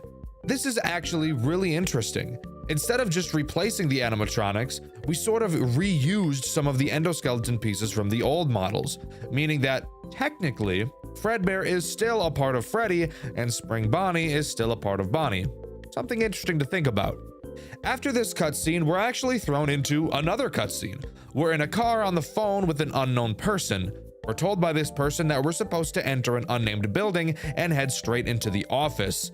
Slowly disabling all of the building's systems, we're told that the animatronics inside act as security, and if they touch us, it's not gonna be fun. I know all of you goons think differently, so don't even start with the comments. We enter the building and the real gameplay can't begin. On this night, we're in the observatory, and our main goal is to get through each camera and disable their audio and their video. That doesn't sound very difficult, Dexter. Shut the fuck up. You know full well there's gonna be some animatussies trying to hit us from the back. The three characters trying to grab up on us are Fredbear, Spring Bonnie, and the Prototype. Fredbear is pretty simple. If you see him standing approximately 6 feet away from you, aka close enough to smell his rancid breath, jump under the desk like they're the trenches in World War I and pray to God that his breath isn't the equivalent to mustard gas. Once he leaves, you can pop back up. Spring Bonnie is much the same, only instead of his breath smelling like all the dead fish on Earth, Spring Bonnie's breath smells like ass. Because you know what they say, you are what you eat, and he's eating a whole lot of ass. Did you know back in middle school when all of the kids were saying what they wanted to be when they grew up? Some kids said firefighter, some kids said police officer. This motherfucker right here said, I wanna be an astronaut. I wanna explore booty. Absolutely foul robot. The prototype is a bit different, however. Just being an endoskeleton, he really doesn't have any meat on the bones, meaning there's nothing for you freaks to grab up on. Usually, my metaphors have to deal with the robots touching us, but after reading some of your feral comments, I get the feeling my metaphor should be the other way around. Anyways, if the endoskeleton is in your office, just flash your light at him and he'll go away. Overall, this room isn't too difficult, but really shows off just how creepy the atmosphere for the rest of the game is going to be. Also, yes, I said room, not night that time, because this entire game takes place in a single night, as we make our way through a giant building trying to find something that is so far unknown to us. Let's waste no time and hop into the next room. Before we can go into the next room, however, we have another minigame / cutscene to go through. In this one, we see Freddy, who is actually talking to us. This, by the way, is just another tutorial tape for employees where they're shown how they can remotely control the animatronics while they're on stage. We move his jaw, and my favorite, make him shake like he's having a seizure. Jumping into the next phone call, we stand outside of a mysterious door. Are your nuts quaking staring at this door? Mine are. We're told that behind that door is a storage room, and that inside there are some items that we need to collect. Entering the room, we grab a few remotes and a larger screen. Not totally sure what these things are. Maybe a camera system? Who knows? Now all we need to do is walk out of this door right here and oh god damn it, of course it doesn't have any power. This is gonna be a survival section, isn't it? Hey, future Dexter here. He's right. It's a survival section. To prevent this Dexter from going apeshit feral mode, I'm going to take over this section for him. In this section, we have to charge up the door we need to exit through, while staying safe from Max. Who the fuck is Max, I hear you asking? I have no idea. But he's behind this curtain. Seems to be a puppet type thing, I'm not really sure. As we, slowly as fuck, charge up this door, Max will start making moves, and we have to keep him behind the curtain by flashing our light at him. This room is incredibly easy. Max does not move very fast, and even though the door takes about 2 decades to charge, you won't really ever feel in danger throughout. Going through the dark doorway, we continue. Before entering the next room, we have to interact with yet another tape. This one teaches us how to test arcade machines. We have to play 2 fuck-ass minigames that I hate in order to continue. The first game where you play as Spring Bonnie in space, having to shoot little Bonnies at pizza to defend who the fuck knows what. This game takes so goddamn long to complete. I'm actually getting sick to my stomach even thinking about it. The second game we have to test is an interesting one, to say the least. We play as Sneaky Guy. Who the fuck is Sneaky Guy? I don't know. All you do in this game is run around aimlessly through rooms until the game just shits itself. Thank you, Fredbear and Friends Left to Rot. What a great use of my time. After that, we immediately enter test room 1, which is just a child's bedroom. A little weird why that would be a test room, but we're going to pretend like that isn't incredibly alarming. The guy on the phone tells us that he's not entirely sure what's actually in this room for us to collect. But before he can say anything else, the phone call goes to static and cuts out, leaving us alone for the very first time. Oh shit, guys, I just pissed the bed. Editor, can you bring a mop, please, and clean up the piss mess all over the fucking bed? Thank you so much. I'm sorry. I know this is such a big pissy mess, but I don't know what happened to me. Usually I'm better at this.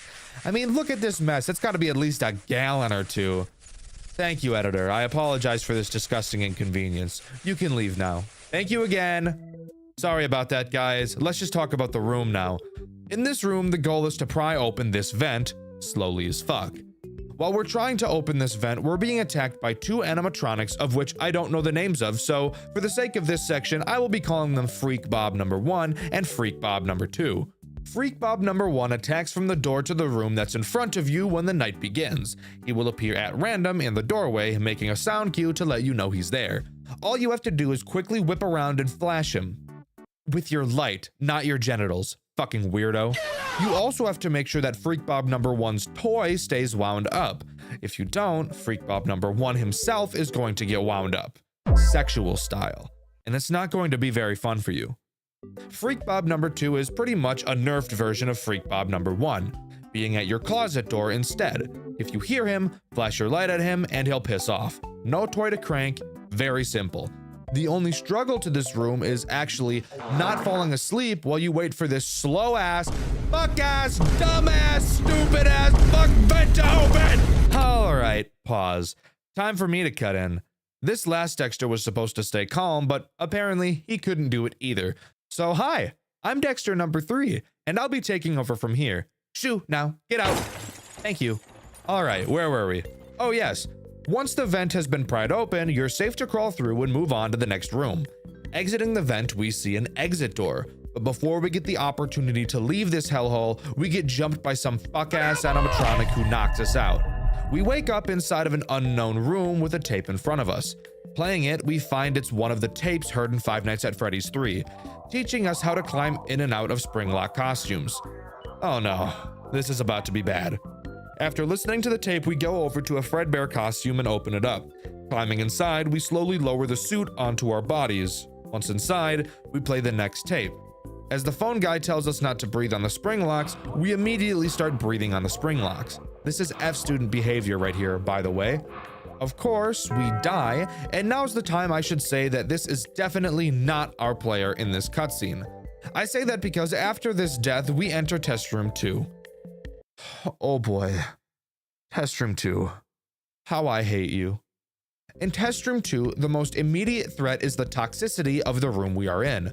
Freddy, Bonnie, Chica, and Foxy have been literally ripping ass and hotboxing this room for the last 12 years, and without a gas mask, we will soon die because of it. Luckily for us, we have a gas mask. Putting it on decreases our toxicity level, but whenever the mask is off, it will very quickly begin to climb back up. Dexter, that doesn't sound too bad. Shut the hell up. I haven't even started talking about the animatronics in this godforsaken room yet. Let's start with Freddy and Chica, shall we? These two work pretty much exactly the same, with only one small difference. Freddy and Chica will enter your vents in an attempt to get to you. When you see them in your vents via your cameras, you will have to temporarily disable the fans in those vents to gas them out and make them leave. However, when you disable a vent fan, your toxicity will increase dramatically faster than you can handle, so you need to make sure you're listening for the vent sound cue to let you know they left so that you can quickly turn the fans back on. I said there was a difference between Freddy and Chica, and the only difference is that Freddy is goated and you'll be able to see him in the hallway, giving you a better warning as to when he's about to enter your vent. Bonnie is the next annoying character, so let's talk about him. Bonnie will appear behind you in your window. When you see him, he will lean in real close to give you a kiss. Now pause. While you may feel enticed to reciprocate, I would advise against that. Little did you know, Bonnie doesn't know what a toothbrush is. So unless you're the most disgusting human being on the planet, kissing someone like that probably isn't the best idea. When Bonnie leans in, what you should be doing instead is putting your gas mask on, which scares him away for some reason. Maybe it's because he took the hint that you don't want to kiss him. That's my best guess. But now, we need to talk about the behemoth, Foxy. Allow me to keep my composure when I say this. This is fucking bullshit! Fuck this stupid ass, fuck ass, dumb ass, bitch ass, dunce ass fox! God damn, gonna give a brother an aneurysm with this dick! Alright, I said it. I've tried to fight the demons throughout this entire video, but I just can't anymore. I guess I'm not allowed to just be calm and do a normal review without freaking out and losing my goddamn mind. This second test room broke me. This second test room is the bane of my existence. I cannot stand it. Foxy will appear in your hallway. When he does, you need to shut off the power to your office, which means no checking cameras, no blocking vents, and my favorite, no turning around to check on Bonnie. Fuck! Fuck! Why are you doing this to me, game? What did I do to you? Garrett, look at me. Look at me in my fucking eyes right now. What happened to you? What did someone do to you to make you design something so absolutely foul, devious, and soul degrading? I cannot describe how angry I am at this room. You can see my reaction over on my second channel, Dexter Black. When you have to turn the lights off, you have to do so for such a long time. Enough time to take a nap. Fuck it, right? Why not? And how long do you have to deal with this shit ass cycle for? 6 minutes. 6 soul-sucking fuck-ass minutes. I was so close to ripping out my pubic hair with my teeth while suffering through this horrendous room. 6 minutes doesn't sound like a long time, but trust me, this is the longest 6 minutes I've ever been through, especially when I died at 5 minutes about 100 times. I'm drained, completely drained. I don't know if I can continue writing about this game. I don't know if I can complete it. Not so bad when you listen. You know, maybe if you listen more often, people wouldn't call you butt as fuck. Oh my god, that noise scared the fuck out of me, but I did it. Damn! Half an hour on that bullshit! I did it. God, it is real! Thank God! I thought I'd never escape that bullshit! Oh my god. This is making me want to go outside and appreciate life. Fuck FNAF. Fuck YouTube. I need to be out in nature. No, actually, scratch that. Women are outside, and women are scary. Let's stay inside where it's safe and no woman would ever go. And continue to the next cutscene.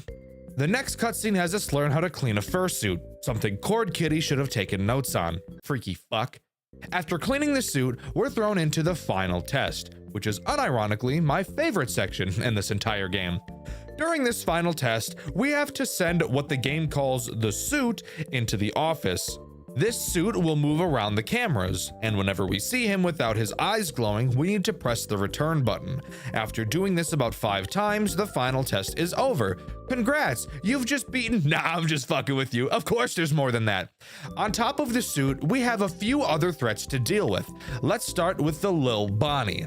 Side note, I know these guys have actual names, but I think Lil Bonnie sounds better, so kick rocks. Lil Bonnie will occasionally pop into your office. When he does, all you have to do is use the jumper cables on your desk to shock his nipples and scare him away. Lil Freddy is probably my favorite character in this entire game, however. He will occasionally appear in your window. You'll notice a piece of paper on the window as well. When you see Lil Freddy, you'll have to move the paper to cover his eyes so he can't see you, confirming that Freddy has no object permanence. Lil Golden Freddy is the last character to talk about. He can jump in front of your cameras, fucking them up. And when you see him doing this, all you have to do is reboot the cameras and it's GG easy. After moving the suit successfully to the office, the power goes out, and it looks like Golden Freddy appears in front of us. We try desperately to use a remote control to shock him, but it doesn't work. He lunges at us, cutting to black. We cut back to see the bathroom camera from 5 Nights at Freddy's 1, and Golden Freddy waving us into the female restroom for some reason. A little bit of a creep freak, if you ask me. Shortly after, he kind of just stares at the camera all weird like, before we're shown we got the tragic ending. Endings? Oh no. So, in my playthrough on Dexter Black, for some reason I never got the other endings. I have no idea why. I have no idea what's wrong with me. But don't worry, I'll cover them here. Just know that from this point forward, all the footage you will see is from DICE Games. Thank you for actually completing this game, DICE, like I didn't do for some reason. Before I cover all the endings, I need to quickly talk about Insane Mode, found in the Extras menu. It's a much more challenging version of Test Room 2, which, fuck that. No way in hell I'm even thinking about touching that bullshit, and I didn't on my playthrough on Dexter Black either. Maybe that's the reason I never got the other endings. Anyways, after beating Insane Mode, we're greeted to what looks to be Freak Bob number 2 from Test Room 1 lying on the ground. The guy on the phone apologizes and says that they will soon go after Afton. We're shown a piece of paper that reads the following. Experiment number 3 notes. Experiment number 3 tests the binding effects of the high energy substance variable to surfaces larger than those in experiments 1 and 2. As the surface variable increases in size, the energy output decreases only slightly. The surface tested on for this experiment was the Mouseki version 2 animatronic. It is unknown whether the results were influenced by integrated motor components of the surface. 2 more experiments will be necessary to evaluate for bias. Experiment overall successful. More details in the experiment log. As some people are aware, Garrett McKay's games are connected.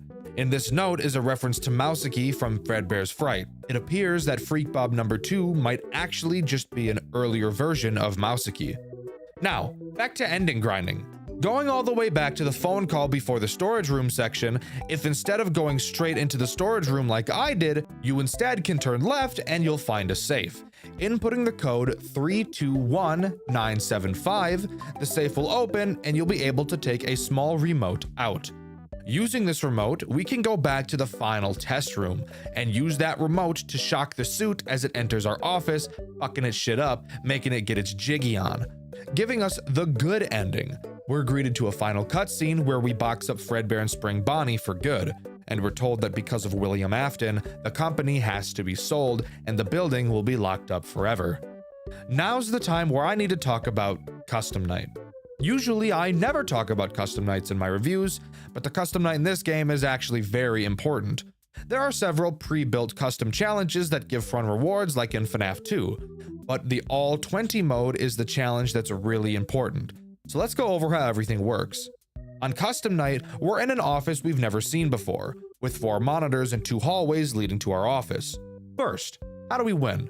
Well, on the 4th monitor, you'll see a list of detections. This is just like the mechanics from Pizzeria Simulator, where we have to deactivate everything on the monitor in order for the night to end. There are actually 2 pages of detections, meaning that we have 10 total to deactivate, and goddamn does it take a long time to even deactivate one of them. So cool, easy enough. Now, what about the threats? Let's start with Timothy, or as we've been calling him, Freak Bob number 2. Timothy will appear in the right hallway of your office. When you see him there, you'll have to use your hyper flash to scare him off. Next up is the prototype. He's pretty similar to Freak Bob number 2. He will appear in the left hallway of your office, and instead of using the hyper flash, you'll have to shine your light at him until he decides it's time to goon again and leaves. Next on the chopping block is Roger, aka the Freak Bob number 1 toy. He just kinda chills on your desk. Keep him wound up to stop him from chomping on that delectable tush you've got. The suit is next. He appears on your 3rd monitor, which has 2 cameras. If you ever see him on any of them, you need to press the advance button to make him run away like a little bitch. Next up is Jeffrey, or as we've called him, Lil Freddy. Lil Freddy will appear on your 1st monitor, which has 4 cameras. If you see him on one, you need to make that camera go to static so he doesn't see you. Remember, he has no object permanence. Barry is up next, aka Lil Bonnie. He'll appear on the 2nd monitor. It'll be kind of hard to see because of how dark it is, but when you do see him, you need to shock his nipples again. That gets his rocks off. And finally, we have Lewis, or of course, better known as Lil Golden Freddy. Lewis can appear on any of your monitors, and when you see him, you need to reboot it as fast as possible, making him probably the most annoying character in all of Custom Night. The combination of all these characters together is brutal. You will barely have time to do the tasks you need to complete this night. I, of course, have not beaten all 20 mode because I value my sanity, but to anyone who has beaten this like Dice Games, congrats because this is nuts. After completing 720 mode, you unlock access to a final minigame. You play as a character in black inside of one of the pizzerias. You turn off the power to the building and get inside of a Fredbear costume and go to the office to, quote, find the intruder. Once in the office, you grab the security guard and drag him away, giving us the getaway ending, with text displayed on screen stating no one will believe him. We also get a little creep shot of a foot that I know you guys are wanting to give a quick lick. Don't even lie. I actually have a small theory that this minigame shows what really happened in the final test room of this game. When the lights went out, whoever was in that suit that we were trying to get to the office gets to us and drags us away. But because we pick up that special remote, we were able to shock him and stop him. But that's just a theory. A gay theory. Thanks for watching. But with that, that's all Fredbear and Friends Left to Rot has to offer. I thought this game was crazy cool. I think I still like A Bite at Freddy's a little bit more, but holy crap, this game is amazing. Despite my fucking hatred for Test Room 2, I can put that aside and appreciate the amount of work that was put into this game. What's the best Five Nights at Freddy's fan game ever made? I think there's a few answers that could really give a valid argument. Maybe you think it's One Night at Flumpty's. Maybe you think Pop Goes. Or maybe maybe you're super wrong and think Five Nights at Candy's too. God, I fucking hate that stupid game so much. It's so goddamn boring and repetitive. I'd rather stick my dick in a toaster than play it. But hey, that's probably a video for another day. I should mention that the title of this video says the best FNAF fan game, but what that really means is from a gameplay standpoint. How fun is it to actually play? Maybe after hearing that, your answer has changed. The game we'll be covering in this video is, in my opinion, the best FNAF fan game from a gameplay standpoint that has ever been made, The Joy of Creation Storyborn. Fun fact, Markiplier also agrees with me on this point. I'm not even lying about that. This was amazing. This is by far the best Five Nights at Freddy's fan game ever made, just from a gameplay standpoint. And I'm only speaking from a gameplay standpoint. So yeah, Markiplier and I are basically best friends. Mark, if you're watching, best friend, leave a comment that just says, "Peep." That way everyone will know that we are canonically best friends. Thanks, my boy. Before we begin, I'd like to greatly apologize for my lack of videos in the last 2, probably 3 weeks as of the time of this going up. I just got done moving to a new city and starting my new full-time job, so I have not had any free time. But I'm finally back in the groove, and I have a set work schedule that won't change, so expect uploads to be more frequent now. I plan on releasing 1 video a week on the White channel. Don't quote me on that, but I will definitely try my best to keep it up. Also, big news, we have a community Discord server now. Hooray! A while back I asked you guys in a community post if you wanted a Discord server, and the majority of you said yes. So I hunkered down and actually got one created. It probably isn't the best, but with your guys' suggestions, I'm sure we can make it a place where we all want to hang out and chat with each other. You can join using the link in the description. In the last video, I asked you all what your favorite monster from the web of cogs and oil was. My favorite comment was this one by Ads the Flareon. They chose the corpse, and while my favorite is the trickster, I really like the thought process behind this answer. Flareon says that they're so desensitized to animatronics that the machine isn't even on the table for favorite. They go on to say how out of place the corpse feels and how that alone makes it the creepiest. Jesus, would he just get to the topic of the video already? Yap, yap, yap, that's all this bozo does. Listen, I hear you. You don't need to be a dick. Let's get to the video. The Joy of Creation story mode is, as I'm sure you already know, not the first game in the Joy of Creation series, but let's all be honest with each other, it's easily the first one that's actually enjoyable to play.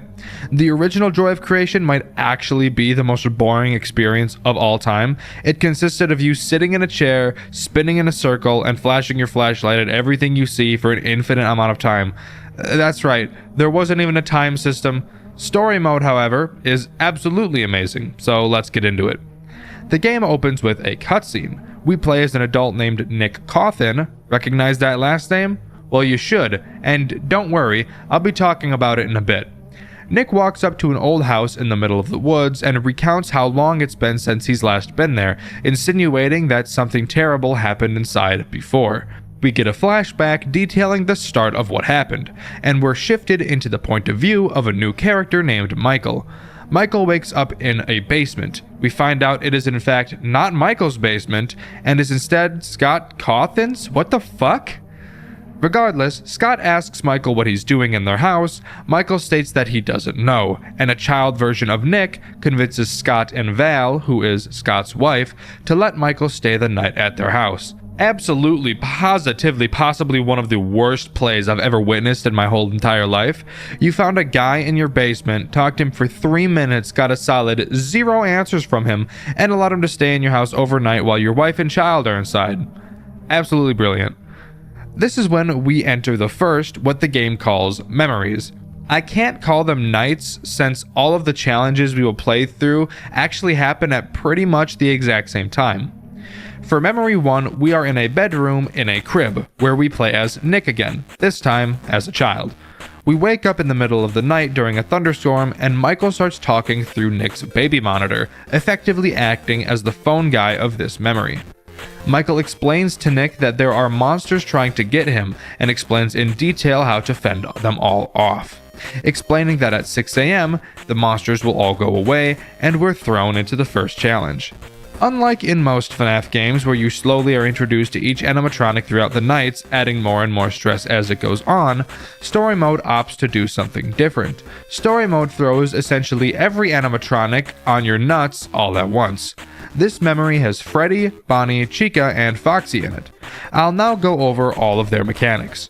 Before I dive into the character mechanics, I'll start by mentioning the lamp. Behind you there is a lamp. By turning it on, you calm yourself down. Having the lamp off for too long will lead to you having intense visual and auditory hallucinations before inevitably losing the run. Now, I'll start with Chica since she's by far the easiest to deal with. Chica comes from your closet. There will be a noticeable audio cue when she opens the closet door. When she does, you'll have to turn off your lamp and wait for her to go back into the closet. Personally, I didn't know Chica swang that way, but I think it's pretty sick. Next, I'll go over Bonnie. Bonnie comes from your bedroom door. He will make a notable audio cue like Chica. He will knock on the door 3 times. When you hear this, you'll need to be quick, because you only have so long to react. When you hear the knocks, you'll have to quickly shut your lamp off and lay down in your crib. I should mention that laying down is a mechanic, and if you lay down while Chica's in your room, she'll kill you. After laying down in bed, Bonnie will slam your door open, look around, and then leave the room again, which tells you that it's safe to get back up and turn your lamp back on. Bonnie has this really weird mechanic. I'm not sure if it's a bug or if it's intended. However, a lot of the time, I'd say about 50% at least, when you hear Bonnie knock, he'll never end up coming into the room, which caused me on multiple occasions to shut the lamp off and lay down, only for the sound of Bonnie coming into the room to never play, meaning I end up laying down for way longer than I should, which pretty obviously fucks me over. Next, we'll talk about Freddy. Freddy appears at the window next to your crib. When he does, all you need to do is close the curtains to prevent him from seeing you. After a few moments, you'll hear a quiet sound cue letting you know he's left, and it's free to open your curtains again. But what if you hear Bonnie knocking or Chica coming in while you're holding off Freddy? Well, I'll tell you, you'll just get bread in the butt. So when you shart Bonnie's jizz on the toilet after being bread in the butt, we can talk about Foxy. Oh my god, Foxy. Foxy's under your bed like your weird uncle. Occasionally, you'll hear him scratching his hook on your bedpost. Well, at least, that's what Michael says that he's doing. I personally subscribe to the belief that he's scratching his hook on his big fat stupid balls. When you hear him doing this, you know that he will soon be attacking. A while after the sound cue, you will be able to see Foxy's hook on the back of your bed. When you do, you know you don't have much time left until he attacks, so quickly turn off your lamp, lay down, and close your eyes. Oh yeah, forgot to mention you can close your eyes while laying down.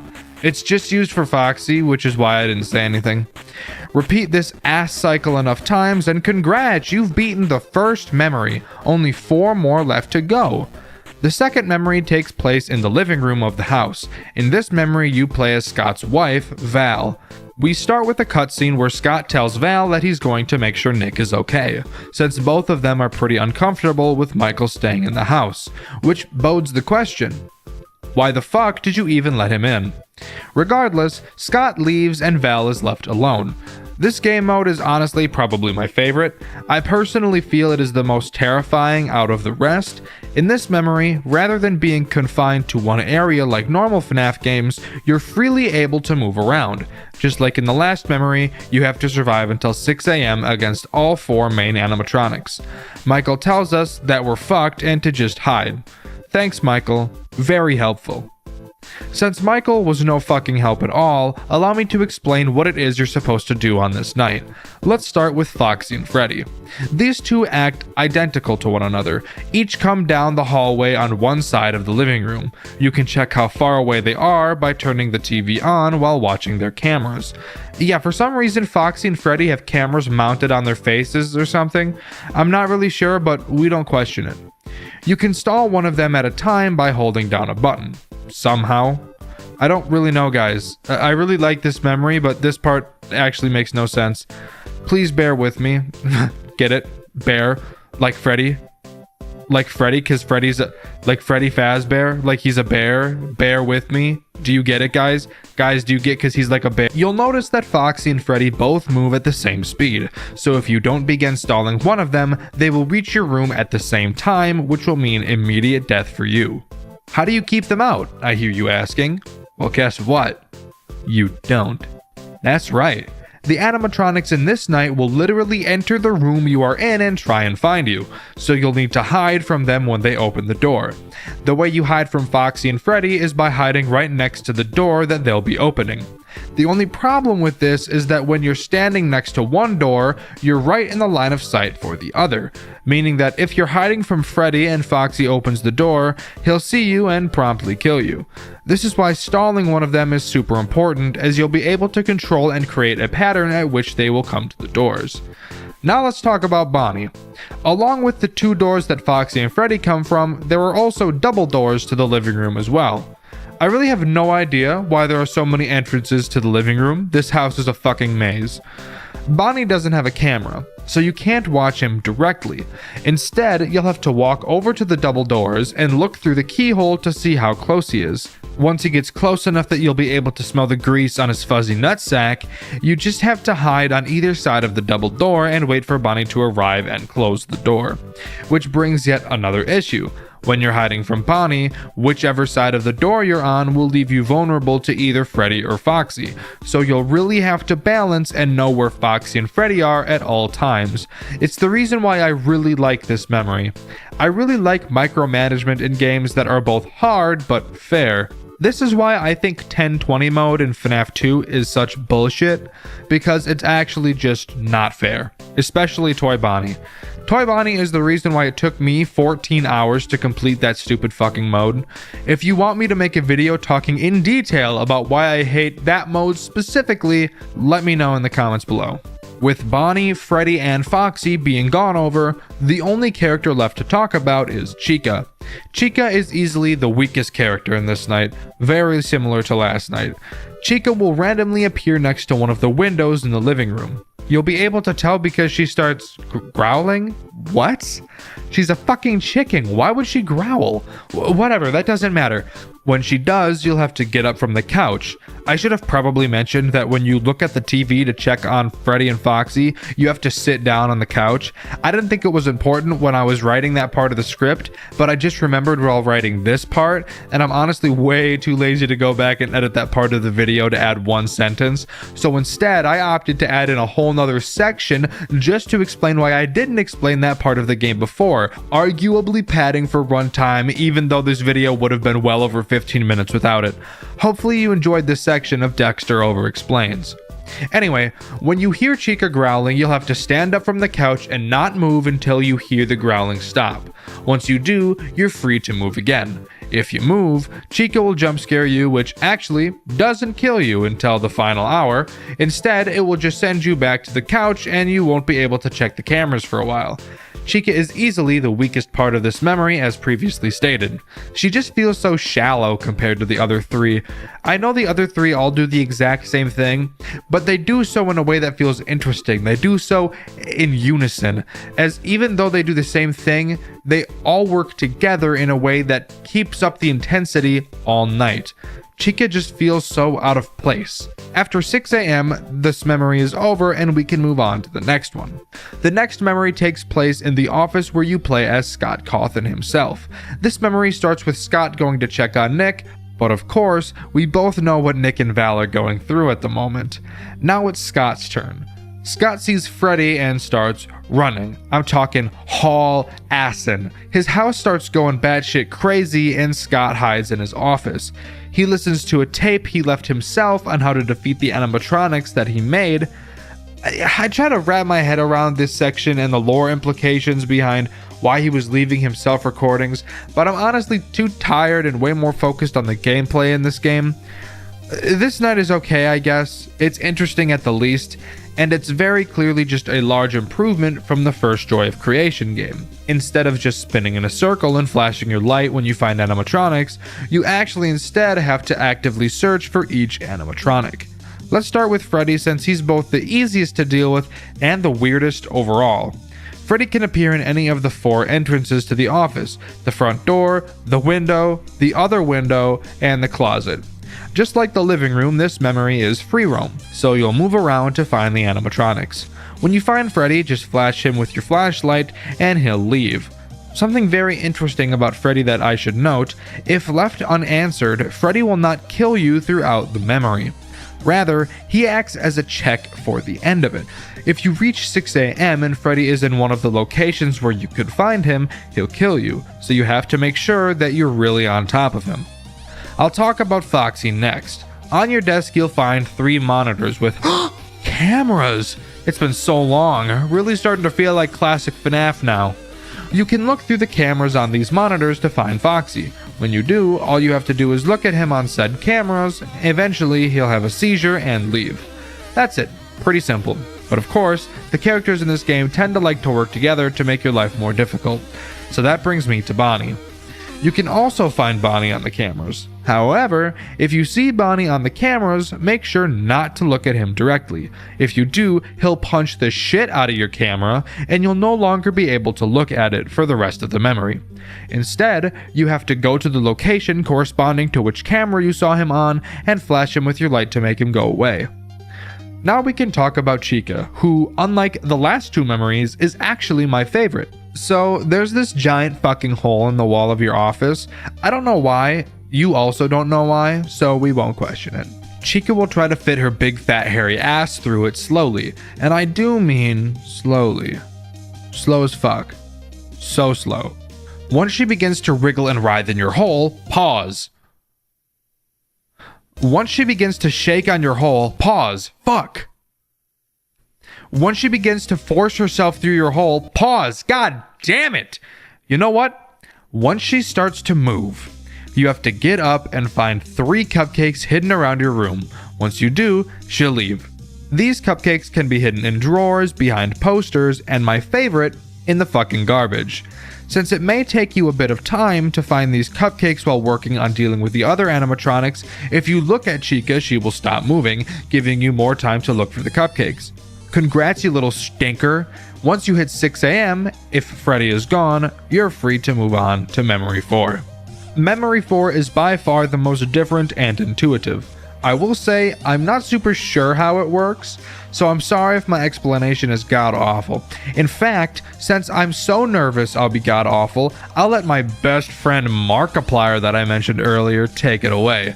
It's totally gonna be him giving a detailed explanation of this memory, and totally not just me doing a montage edit of his playthrough of this memory with a little bit of commentary. Mark, please don't copyright this, we're best friends.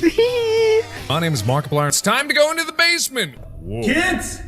Are any of you there? I found your note. Daddy's here. You must be really scared, but I'm here. I created you. Freddy, Bonnie, Chica, Foxy. How is this happening? What are you? What are you? Ow! Ah, good. Yes, you put me in the shitty toilet. Oh, good. Thank you for that. Why is this in my basement? Oh, okay. All right, then. Am I not gonna get any information about this one? Am I just gonna be left to my own devices? There seems to be a lot of 6 on the walls here. Oh, hi! Hello? Who are you? Yeah, I gotta get through the door. I'm gonna try to sneak over to the bathroom again. Why did I come in here? I didn't need to come in here.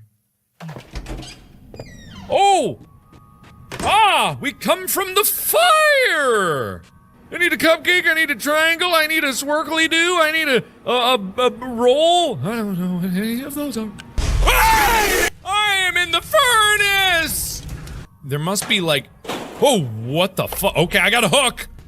Oh, okay, that's in the furnace now. Well, that's good to know. Okay. No? Alright then. Yee, okay. Nope, you're still there. Okay, that's a problem. Yeah, I'm right there. Okay, got it. It's gone quiet. What?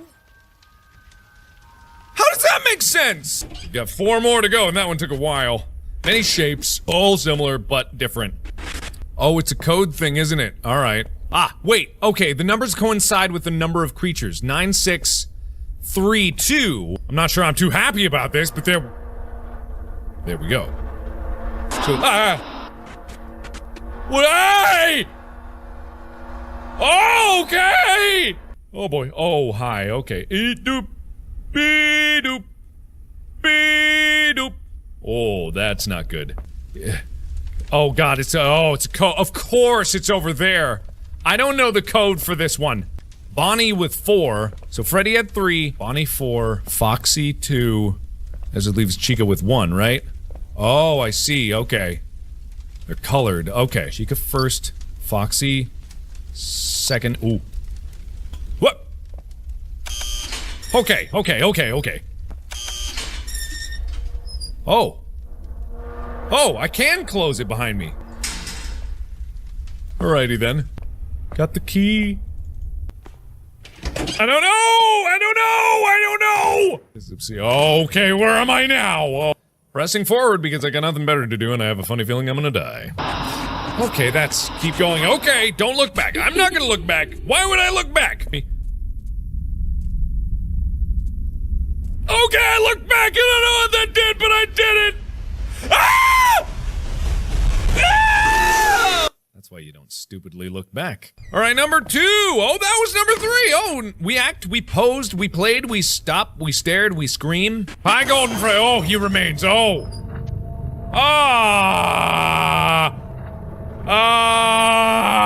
What do I do about this? Oh, hi. What the fuck? Oh, hi. Oh my god. Okay. Holy shit, I saw that move, man. Ooh. Oh, no door. Oh, we're in no door land. I got a bad feeling about this. Oh, everything's gone. Excuse me. Hello. Oh, it's his computer. Hey, I made it. Simple tricks of the mind or something more sinister? I don't know. I don't know what that means. Bye-bye. Wasn't that sick? Thank you, Markiplier. Truly my best friend of all time. Finally, it's time to talk about the final memory of this game, which takes place in the attic. In this memory, you play as Scott again. Michael beats your shit up and ties you to a chair in the attic. He tells you that you're gonna burn and die, because fire in Five Nights at Freddy's is like beans on toast to British people. I don't know if I'd call them people though.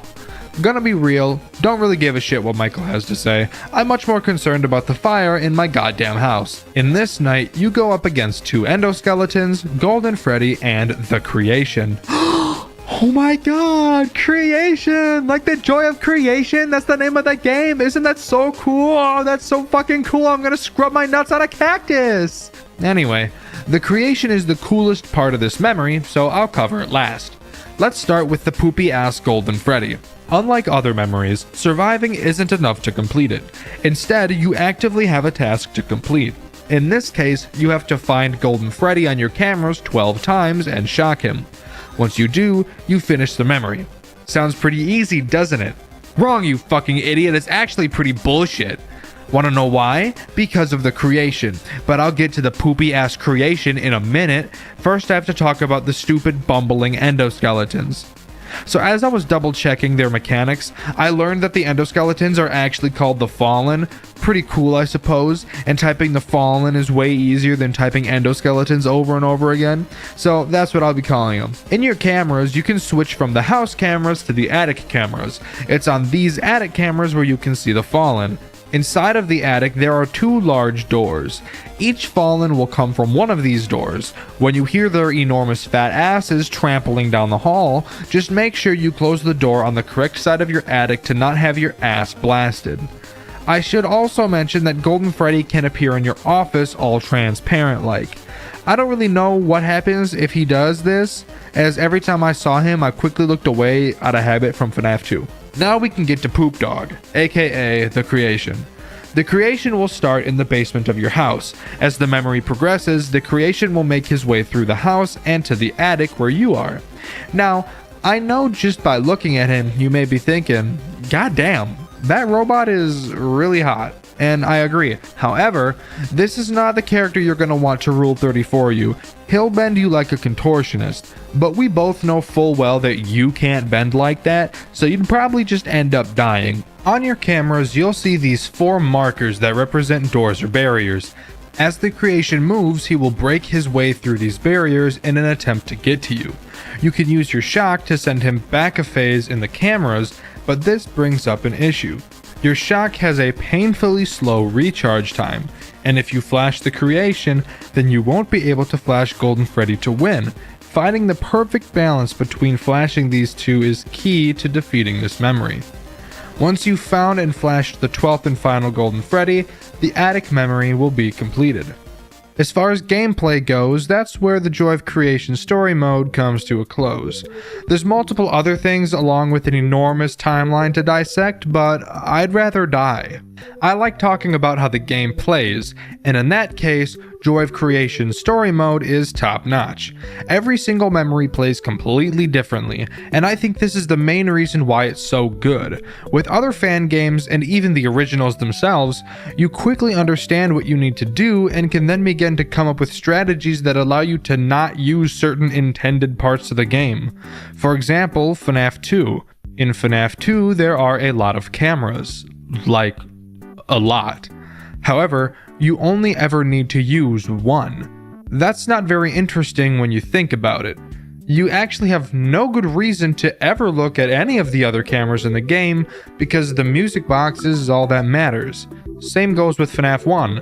The only cameras you have to look at are the right corner cameras to make sure Freddy stays put, and occasionally you'll have to check on Foxy, but if you're playing correctly, you don't even have to look at Foxy in order to win. The Joy of Creation story mode switches up the gameplay loop every night. None of the nights are terribly complex, leaving out the attic, but since you have to learn something new each night, that's not something I have a problem with. I think if you were to take one of these memories from this game and turn it into a standalone game, I wouldn't like the game very much, because repeating formulas just isn't fun in any game. Don't keep repeating yourself, or if you do, make sure that it's repeated in a way that's interesting. For example, Undertale. While that whole game is based around an RPG battle mechanic, every enemy has unique and different attack patterns to learn, and just when you get bored of dodging projectiles, the game switches it up and changes the mechanics and physics of the heart you play as. It's brilliant, and so is this game.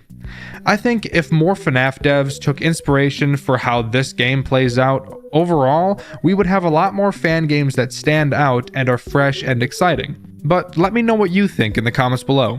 The question of the video is, what is your favorite memory from the Joy of Creation story mode? With the question being asked, I've been Dexter, and I'll see you all in the next video. See ya! So when you shart out by...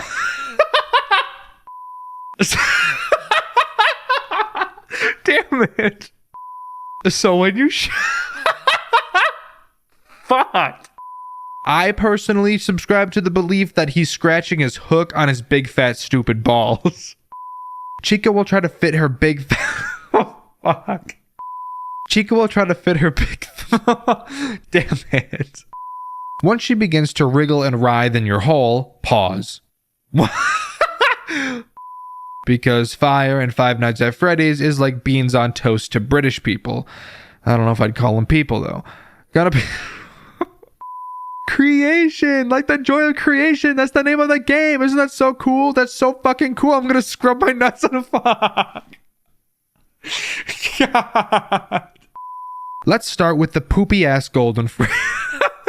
I did not just laugh at poopy ass.